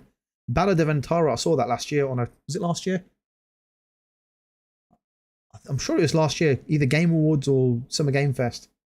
Wukong was magical. Where Winds Meet is another game we're looking forward to. So my take on this, right? It has come out of the blue. I've never heard of this game. Never heard of this. Yeah, never heard of this game before. Can't remember hearing the name being bandied about, the title of the game. Saw the first game trailer on Thursday or Friday. I think it was Friday. It has taken the internet by storm. Everyone's talking about it across social media, saying that this game looks great. And it does. It looks stunning. And this is a single-player game being made by this development studio. And prior to this single-player game, they've been working on multiplayer or live service games. So it's a big risk from them too. But I like it when a studio takes risks. And I like to see more gameplay, actual gameplay without any cutscenes. And that's something I'm looking forward to. So it's not a criticism. I like the first trailer. It's made a good first impression. I'm impressed. Now let's look forward to some gameplay. We don't have a release date for the game. That wasn't given. So it could mean that the game is very early in their development stages, or it could mean that the studio has a little bit of development time to go before announcing a release date, whenever that is. Either way, they have my attention. It's on my radar, let's put it that way. This is yet another game being developed by an Asian Eastern studio. Another brand new IP, not a sequel, not game number 5 or 6 in the series, not a remake or remaster, but another brand new IP. We've got, somebody mentioned it, Wuchang, Fallen Feathers coming out from a Eastern Asian studio. Lost Soul Aside, Where Winds Meet, Honor of Kings. Somebody mentioned the Ballad of Antana. Silent Hill F, which, yes, it's a new game in a series, but it's a new IP, a new game in a different location. Stranger Than Heaven looks fantastic to me. And Crimson Desert, which looks very good. Follow-up to the online game Black Desert. Lots to look forward to from Asian and Eastern developers. And these developers right now are absolutely cooking. And over the Eastern part of the world, they're making fantastic games. I think we need some studios in the West to take inspiration from some of these studios and start making games like these Eastern studios are making. Take a risk, because I can't wait for these games to drop. What do you guys think? These development studios over in, I know Sony's got partnerships in India, in Africa, in Asia. This is a completely different studio that are just knocking it out the park with this with this trailer.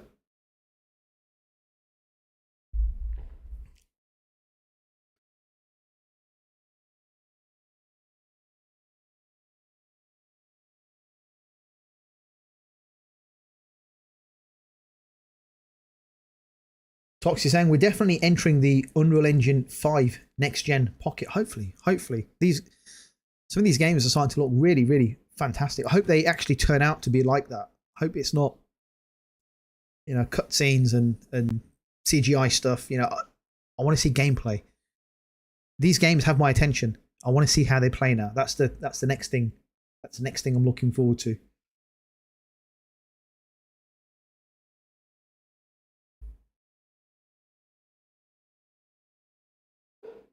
Just Prince TV, you're saying the PS5 Pro is your last console you're buying, so you're building up a physical collection of 100 games strong so far. What's happening after the PS5 Pro? Are you going just to you going off to PC? What are you doing after that?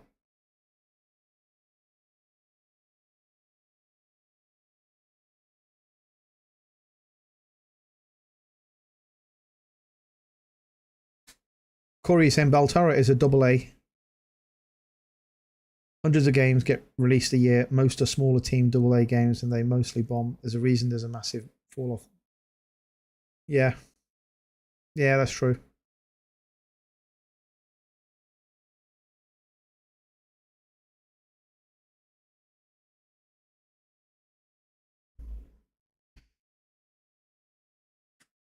Nafeel is saying there was also that Tides of something game, kind of fantasy meets post-apocalyptic London. Tides.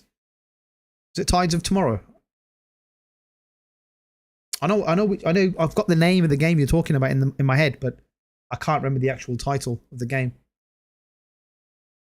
Romeo's a Dead Man. That game looked good from the I think it was a state of play a couple of weeks back. That caught my eye.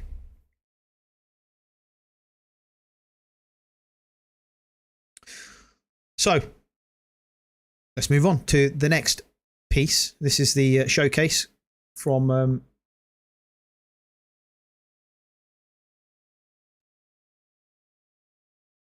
Capcom. This is, I've just closed that window.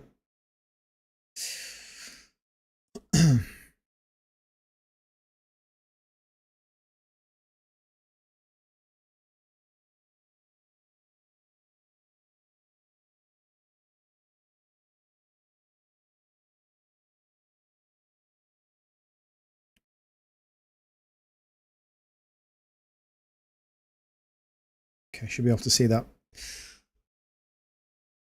So we have the Capcom showcase, guys, coming up on Thursday. Tides of Annihilation. That's it. Yes, Corey, that's it. Tides of Annihilation. That looks good. Toxie saying the PS6 will be fully back compatible for PS4 and 5. Hopefully by then we'll have more PS1 and 2 games and 3 games. I hope so. I really hope so. But even the more reason to get, you know, you get your PS6, you've got your PS6, you're looking forward to PS6 games, you can still play your PS4 games on it. You can still play your PS5 games on it. I can't wait. I've loved consoles. I cannot wait for when it comes out. I don't want it to come out now. We've already had this discussion. I'd rather we wait, you know, 2-3 years, 2028, 2029, something like that, before the PS6 comes out.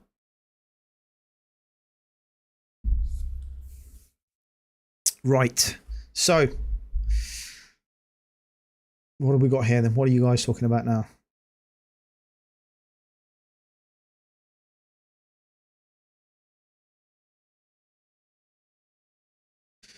You guys still talking about AAA versus AA?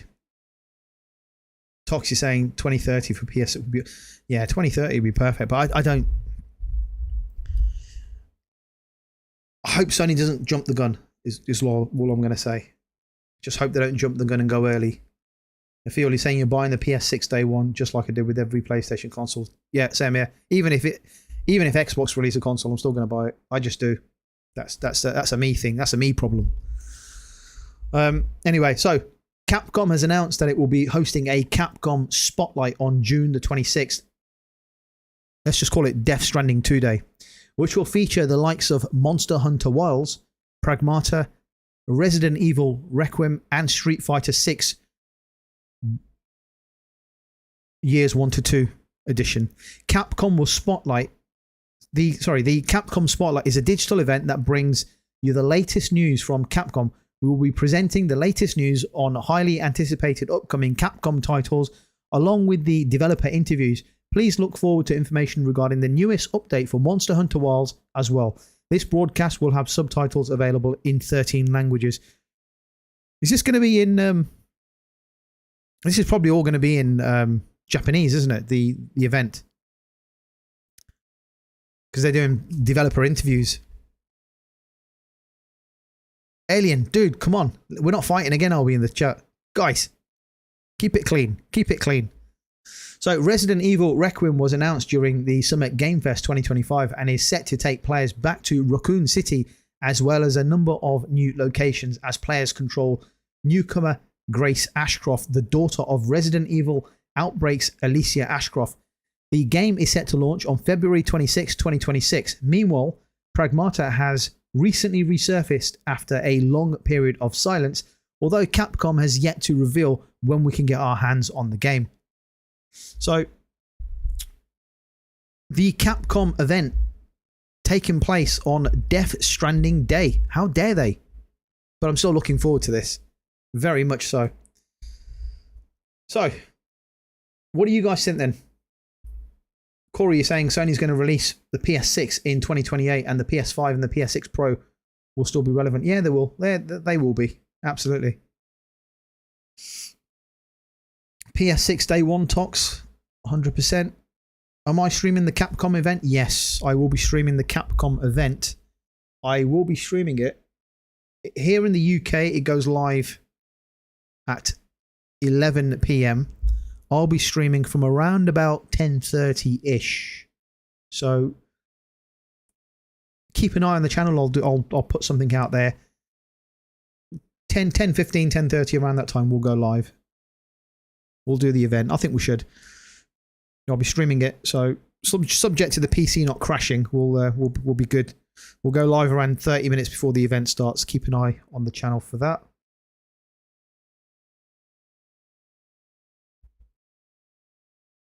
Corey is saying, I think the day of the traditional generations are over. I think generations are going to be separated by technology similar to PC, not by games. It's an interesting perspective. I think it's hard for... PlayStation went into the PlayStation 5 era and they started off saying, we believe in generations. These games were only playable on PlayStation 5, right? COVID kicked in and all of a sudden, miraculously, every game was now available on the PlayStation 4. So I think they can't use that excuse that we believe in generations. You can't play these games on the PlayStation 4 or PlayStation 5 if the PS6 comes out. That's not going to happen. I think you're right. Technology will determine it. Technology will determine, if you want to play games that have, higher artificial intelligence built in, or the game is capable of doing more on the PlayStation 6, and you'll get not a dumbed down version, but you're just not going to get all the bells and whistles of the PS6.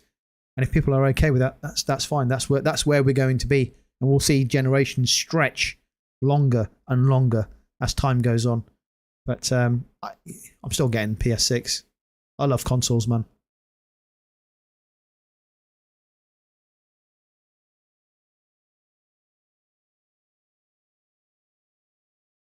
Alien, dude, come on. Let's keep it clean, man. Keep it clean.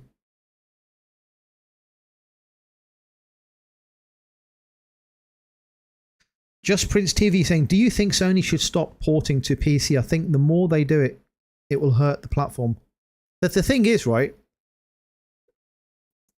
Sony have already said in the last couple of weeks in their business strategy meeting, every game is going to be a case-by-case scenario. So some games will go to PC, some games won't. Demon Souls Remake, which launched 5 years ago, has still not come onto PC. Gran Turismo 7 hasn't come onto PC. Some games will never go to PC. Some games might go on after a year. Some games might be 2 years later. Some games might be 3. It's a case-by-case scenario. Do I think they should do it? It doesn't bother me.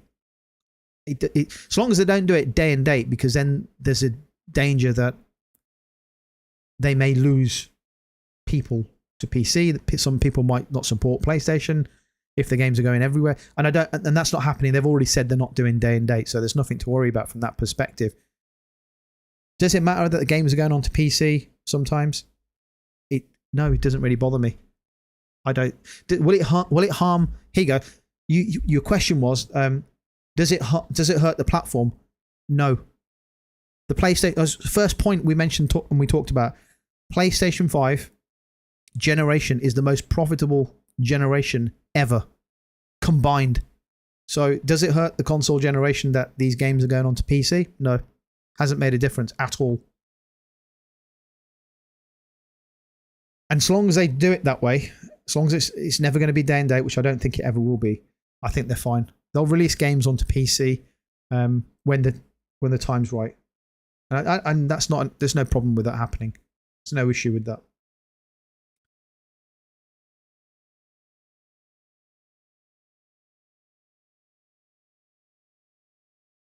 Tox is saying everybody became a gamer during the pandemic. I think the industry took a big turn after the pandemic. Yeah, anything digital content wise during the pandemic boomed, right? You know, even streaming. We use a lot of video platforms at work, things like Teams and those types of applications. Everything just boomed. Netflix, subscription services, YouTube channels were popping up everywhere. Everybody was a gamer all of a sudden. And then when the pandemic was over and people had to go back into the office, everything just trailed off. So it'll take a while for things to kind of balance itself out. But I think it was inevitable that was going to happen.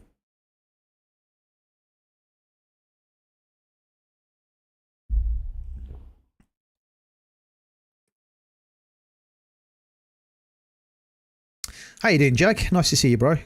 Thank you. Good stream. Going to take off. Alien dude, he's been a distraction. Okay, Jack, no worries. Thanks for tuning in. Appreciate your time, bro. Thank you. Alien dude, seriously, man, just calm it down, buddy. Let's be civil. Come on.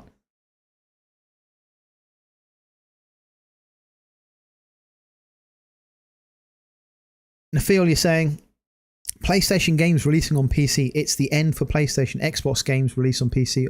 Oh my God, such a great strategy. Xbox.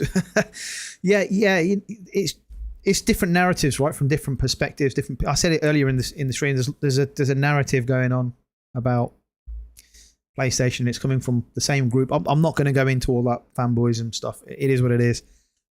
Facts, right? Facts. PlayStation's had their most profitable ever generation. So if a platform wants to release a game onto PC, it's fine. It's more money for the developers, right? They can put that towards making a DLC, making a sequel, and that's what PlayStation will do. Tox, you're saying I've been a gamer ever since the 90s, but my gaming hobby went to a whole new other level after the pandemic. Yeah, I agree. Pandemic made everybody... It intensified the experience, didn't it? Because you had nothing to do.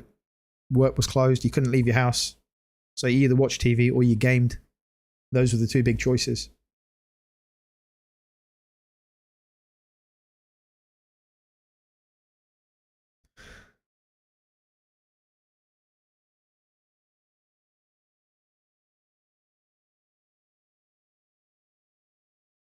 Crooked Vulture, you're saying the pandemic gaming boom was always only temporary. Yes.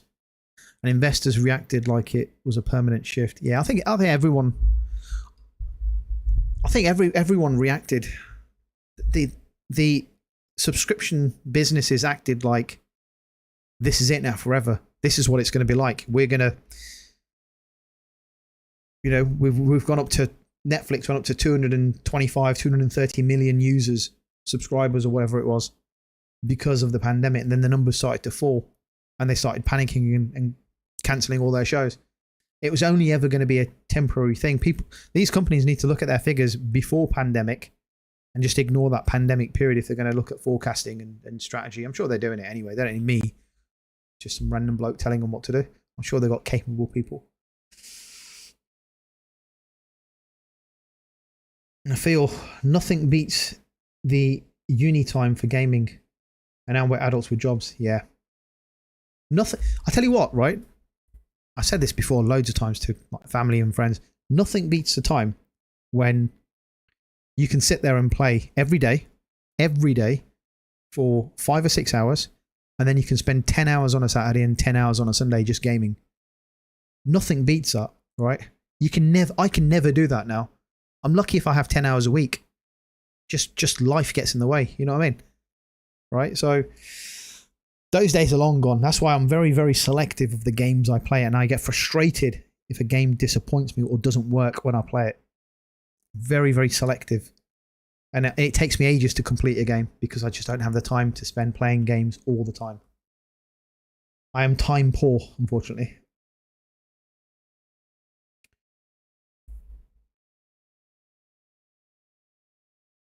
And I feel like saying being unemployed is also a great time of playing 10 hours a day. Yeah. Yes, it is. Yeah. Unfortunately, I have bills to pay and a mortgage to clear. That's not going to happen. Just Prince TV is saying Xbox went to PC. That was the beginning of the end for them console-wise. Sony will release day and date despite what they say. Corporate heads always lie anyway. Look at Phil Spencer. Yeah, you see, the thing is, the PlayStation division, the gaming division for Sony, is their most profitable division. The gaming division makes more profit for Sony than everything else that it does. Right? It's all they're a consumer electronics company, right? And every other division fails in comparison to what PlayStation's gaming, and I include subscription services and all that kind of stuff. The gaming division makes their money. As soon as PlayStation 5 console sales start to drop, alarm bells will start ringing at Sony. They cannot afford to lose users on the PlayStation console. Now, if there's a time in the future where they've got their PC launcher, let's say, right, and you can log into a PlayStation account on the PC and you can access your PlayStation Plus subscription, you can play all your digital games on PC, and you can set the settings to ultra. You can play God of War and Ghost of Tsushima and all these future games in the highest ratings, and all you have to do is buy the game once digitally and you can play it on your PlayStation and your PC. If that gives PlayStation or Sony more customers and more revenue, that'll happen. That'll happen without any questions asked, because they're a corporation and corporations want profit. But for now they've come out 2 weeks ago, they've said their strategy is we're not going day and date. Now, if they do go day and date and there is zero impact to their console business, then day and date may be here to stay. But I cannot see it happening. I cannot see Sony going day and date. I just don't see it. The brand for PlayStation, the reason people need a console is to play exclusive games. And I've had this discussion before in the past on some of these videos. Without exclusives, you have nothing. Honestly, if you don't have exclusive content, you have nothing. So I think it's imperative that Sony keeps exclusive content to the PlayStation console. And over time, you can release that onto PC. That's not a problem. But you need a reason for people to invest in the platform in the first instance, and to keep future generations or users or gamers coming to the platform. You need that. And I know we all know that Sony values exclusive content. So I can't see them going day and date. Alien is saying you think they should stop the ports, but that's up to them. And you don't think they're going day and date? No, I don't. I agree. Completely agree. Corey is saying one of the benefits of working from home, I'm in the same office as my PlayStation 5. I traded my water cooler talk for a shorter gaming session. Brilliant. Brilliant.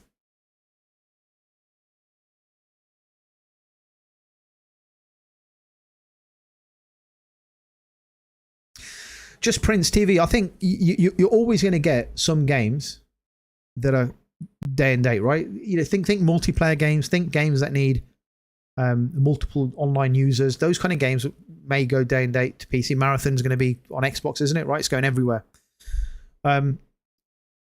Single player games will not be day and date. It's just not going to happen. They're not going to do it. Now, is there a time in the future that could happen? Maybe, but we don't know what's going to happen in the future, right? So right now, it's not happening, and for the foreseeable future, as Sony have outlined, it's not going to happen. And I think it's a good choice. It's a sensible choice.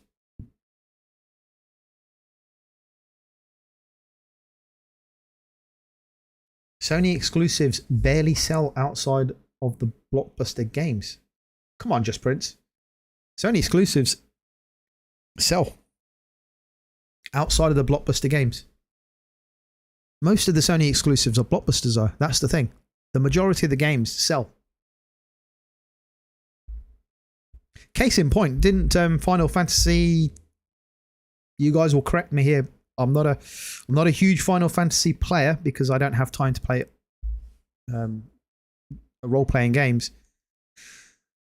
Didn't Final Fantasy 16 just release on Xbox? And didn't they sell like less than 50,000 units or something? Right? And inside a week or two, they sold 3 million copies on PlayStation alone. And that was exclusive to PlayStation at the time. PlayStation exclusives sell. They sell massively.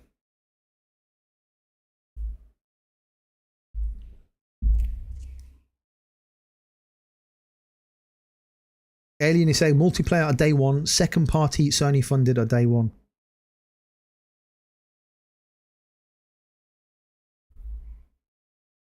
Stellar Blade was Sony funded, second party. That was not day one.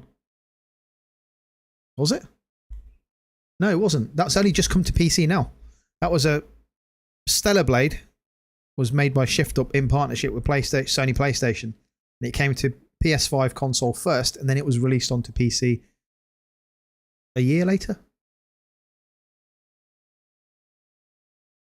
Corey is saying Sony Interactive Entertainment just showed in their financial sales meeting that 53% of their entire company financial success comes from the PlayStation Store. The way to access that store is through the PS console. They're never going to give up the gateway to 53% of their revenue to appease social media who want to argue that exclusive to a console. You spot on. 100. Thank you for proving what I was saying with some factual information. I should have had that information, by the way. But you're right. The gaming division makes up a huge proportion of what PlayStation does and what Sony does. And they're not going to allow that to dwindle. Maybe in time, things will change. Who knows? But like I said, we don't know what's going to happen in the future. Nafioli is saying Stellar Blade, last gift from Shohei Yoshida, will never get games like that under Herman Hulst. Yeah, Herman Hulst has got some big boots to fill. Shohei Yoshida did a fantastic job with identifying some of these unique games, smaller games, and bringing them to the attention of the main developers at PlayStation and the engineers at PlayStation and support those smaller games. He's retired, right, Shohei Yoshida? They should bring him out of retirement, get him back. Crooked, I've done that again. I keep smashing into my mic. Crooked Vulture, you're saying each game has a different budget and sales projection. One game selling 1 million might be considered a failure, while another game selling 1 million might be considered a massive success. You are right.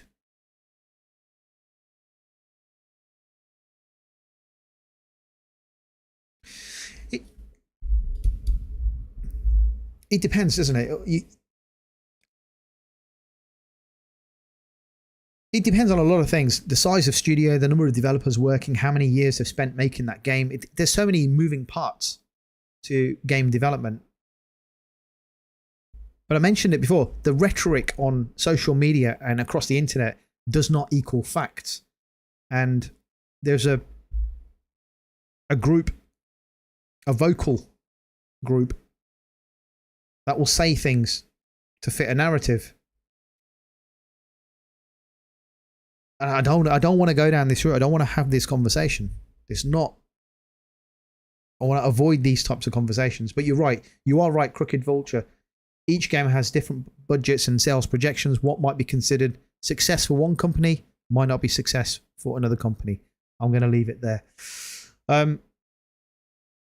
Toxie saying Shahir was a solid CEO. He was. He certainly was. He was responsible for the indie side of things, right? The smaller games, highlighting them, bringing them forward to PlayStation, setting those studios up, setting up studios like Shift Up with the PlayStation team, so PlayStation can fund them and support the game in exchange for exclusivity on the platform. He did a fantastic job. And losing people like Shohei Yoshida and losing people like Sean Layden, those guys have been part of Sony for such a long time. Even dare I say, Jim Ryan, he was the wrong choice for the leader. But losing someone like that who's been part of Sony for 30 years, he has had success at what he's done in the past, just not as leader. And you feel that they're losing these experienced individuals who've taken PlayStation to where it's got to. But who's going to move them forward? Is it going to be people like Herman Hulst? Is he going to be the guy doing that? Is it going to be people like Hiroki Totoki, who's been there for a very, very long time? Who's going to replace him? Important questions.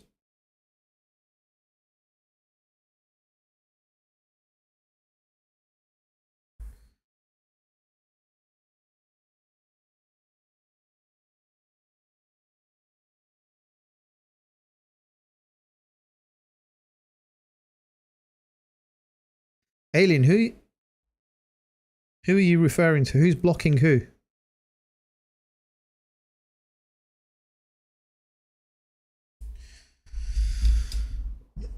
Alien, you're saying Atomic Heart 2 is a prime example. 1 was successful.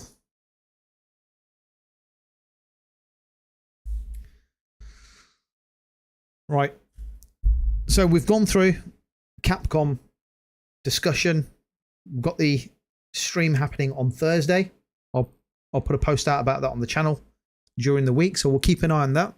And I'm going to just finally move over to the final piece before we close the podcast down. So a final note really before we end the podcast, and this is a final note on Death Stranding 2. I think it's important to touch on this. Just Princey saying, I hope I'm not offending you. I'm just talking gaming off you guys.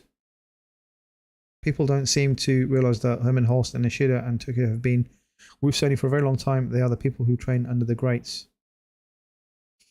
Well, I hope they've learned a lot, Corey. I hope they've learned a lot from the greats. Because we want PlayStation to succeed. We want them to be successful. I want more consoles. I want PlayStation 6, a PS7, a PS8. I want that going forward. And I want to see the company thrive like it is doing now in the PS5 generation. Toxie saying Death Stranding reviews go live tomorrow. That's what I like. When you know a game looks good, developers have been talking about it for weeks. Lots of trailers, lots of snippets coming out about the game. You've got Hideo coming out with lots of bits. The team are doing lots of things about Death Stranding 2. And when a game gets reviews released early, there's confidence behind that team, right? There's an air of, I don't want to say arrogance, there's an air of this is going to be good, guys. So the reviews are out tomorrow. Can't wait.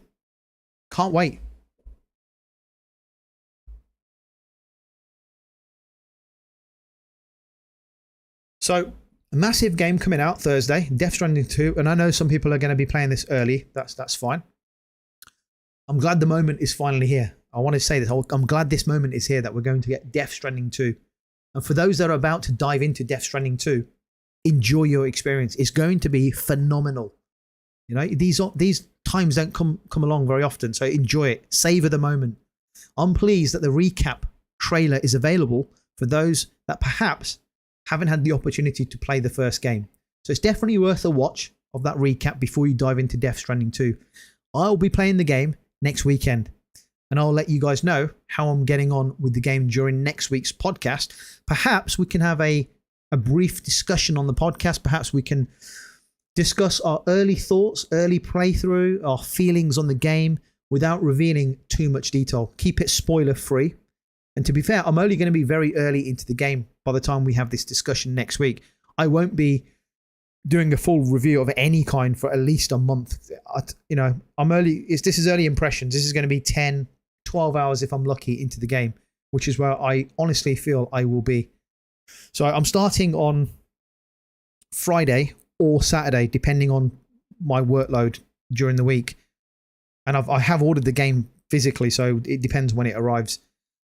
So hopefully I'll be ready to start Friday or Saturday. So big week for Hideo Kojima, big week for Death Stranding 2. I just wanted to say that small piece about Death Stranding 2 today, because over the coming few weeks or so, we're probably going to see more talk about the game, more discussion about the game, more people get to experience what I think will be the best looking game on the console. Near photorealistic graphics in this game. It's going to be fantastic. So a final piece then. What are you guys saying about Death Stranding 2 before we close?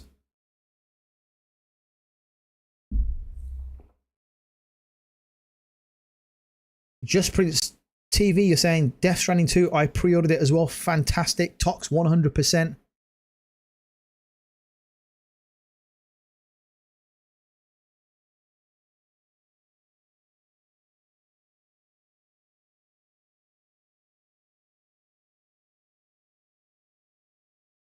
Tox, you've played part 1 3 times. Fantastic.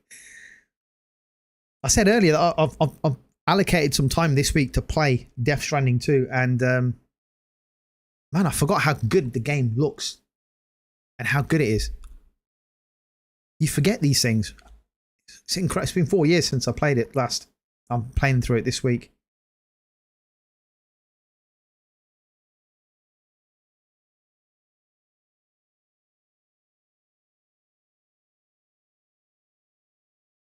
Corey, you're saying Jim Ryan didn't do much for fans on social media, but absolutely nailed his job with the suits. His job was to build the PlayStation ecosystem that allows the PlayStation 5 to be more than a single console at a time. Jim Ryan was phenomenal before 2019 with PlayStation. He ran the European division for PlayStation, and he did a remarkable job. You know, you don't spend 30 years at PlayStation for doing a bad job. He did a fantastic job.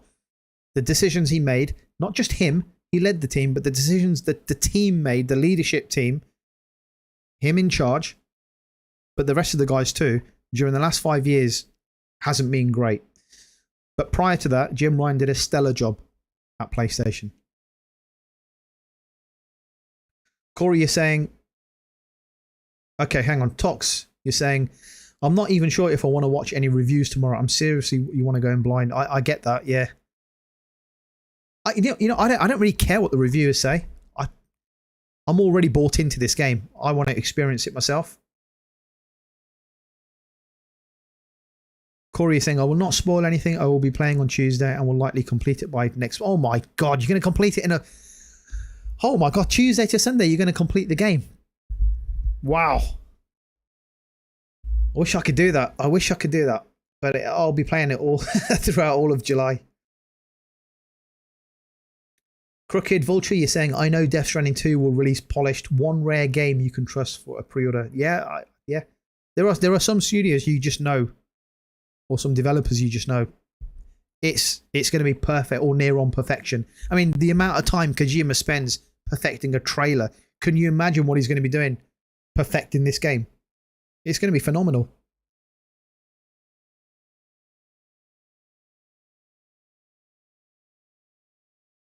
Corey is saying, I will likely be on my second playthrough for the Platinum when we have the podcast next. Oh my goodness. Man, you have too much time. I like it though. I like it. Toxie saying the director's cut for part 1 has a widescreen mode that looks like a movie. I didn't know that. That is fantastic. I'm going to get through as much as I can of part 1. This is my second run through of part 1. I'm not going to get to the end, but I'll do as much as I can. Then I'll watch the recap before I start playing on hopefully Friday.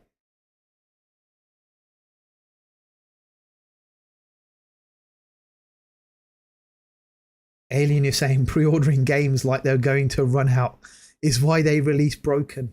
Oh my goodness, come on. We're talking about Hideo Kojima here. Kojima-san. Come on, let's have some respect for the master, the legend that is Hideo Kojima. Tox, you're saying, so Alien, you're saying, I agree, Death Stranding 2 will likely run well though, but still. Tox, you're saying, I do give credit to Jim Ryan for keeping the PlayStation 5 alive during chip shortages. Yeah, he did a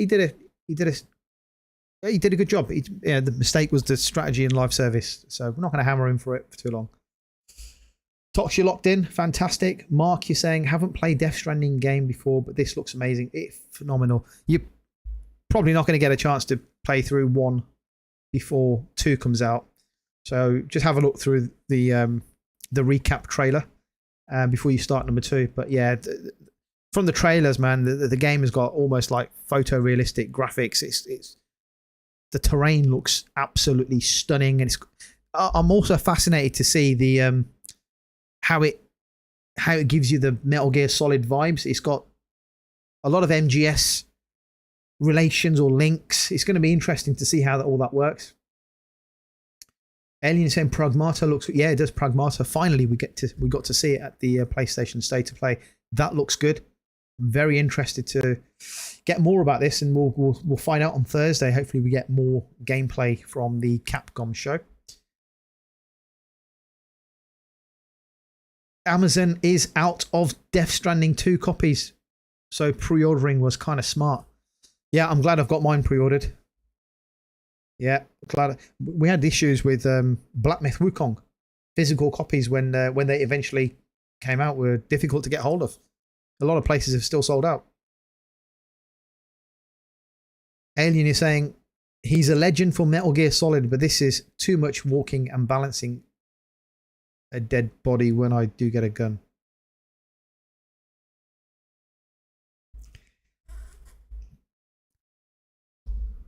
I don't even know what to say to that, Alien. You have to play the game. This is a different game. This is not, it's not Call of Duty. It's not Battlefield. You're not running and gunning. All right? This is a different game. You have to experience the game, man. This is different. You have to enjoy it. We're not playing a shooter. Yeah? We're not playing a horror game. This is different. Corey is saying Jim Ryan was tasked with expanding the digital marketplace for PlayStation. The investment into live service is necessary if your job is to expand the digital marketplace, since live service drives the store. Yeah, we've had problems with live service, right? We've the only studio to deliver a live service successful game is Helldivers 2, and that was Arrowhead. Corey is saying again, it's not a popular idea with fans, but it's the nature of the beast. I don't think there's an issue with people.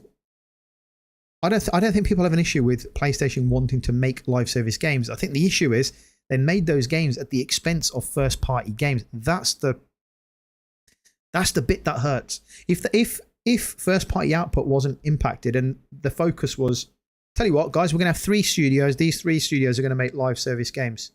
The rest of the guys, you crack on, Naughty Dog. You make your Last of Us 3. Santa Monica, go and make the next God of War.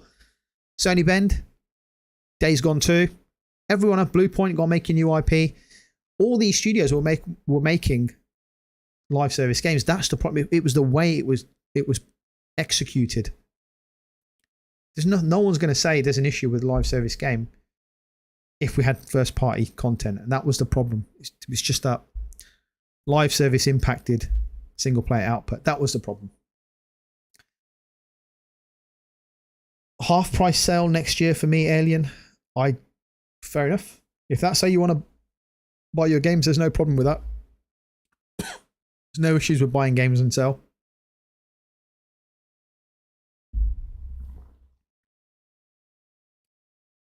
Crooked Vulture, you only got into Kojima recently, been playing Metal Gear Solid 5 to death. What a phenomenal game.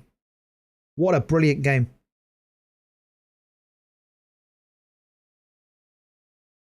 Alien, when do I get a gun? You got to do a bit of walking first before you get a gun. If you haven't done 1,000 miles in the games, you do not get a gun. You're not allowed to have a gun. You can have a water pistol, but you can't have a gun. Corey, you're saying, tell me you didn't play Death Stranding 1 without telling me you didn't play Death Stranding. Alien, you paid $30 and played 2 hours and no gun.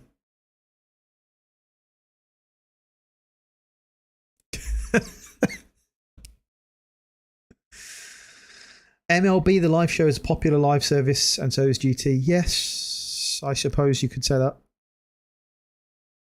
That's a fair point.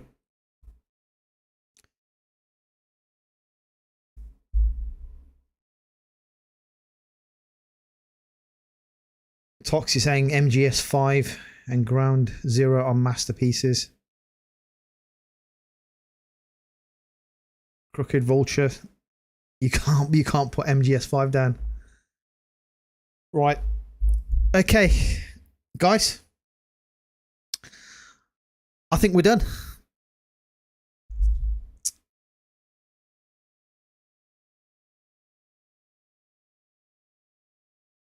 Right. I think we're done. Corey, you're saying that's not true. Everyone gets a budget. The budget hasn't changed for single player games. The new investment into live services is only seems like they have taken away from single player games. Hang on a second. Hang on. The vast majority, in fact, all of Sony's first party studios were tasked to make live service games. Right? Sony Ben was told, you got to make a live service game. Then they were working on one. It got cancelled. Blue Point Games was making a live service game. It got cancelled. London Studio was making a live service game. That got cancelled. I did a video on it, actually. It's a good time to promote that video. Yeah, okay. It's too late for me to get into a debate, Corey, but I appreciate your opinion. I respect your opinion. We're going to have to pick this up when we talk about live service games. We're going to have to pick this point up about live service games and divisive games like The Last of Us Part 2, Marathon, Concord. That can be a very fiery debate and podcast.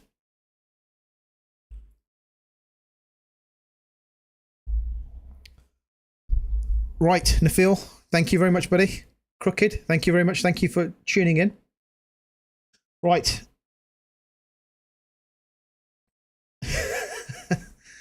Marky asking for what happened to that Red Dead 2 update. Oh my god, what happened to that Red Dead? Apparently it was a reunion. The actors were meeting in I forget the location, but how it was put across, I think everybody got swept up, me included, everybody got swept up in something big is going to happen to Red Dead Redemption 2. Nothing happened. Nothing. Guys, I'm going to wrap it up here. I appreciate you guys tuning in for the podcast today. It's been a blast. I had no intentions we were going to be here for nearly 4 hours. Appreciate everyone's comments. I don't care if you have different opinions. I want you guys to view it. Yeah, it's been superb. Been superb. Guys, hit that like button before you shoot off. That really helps out the stream. Keep an eye on the channel for the Capcom stream, which we'll do on Thursday. And I'll catch you on next week's podcast, Sunday, 7 p.m. Cheers, guys.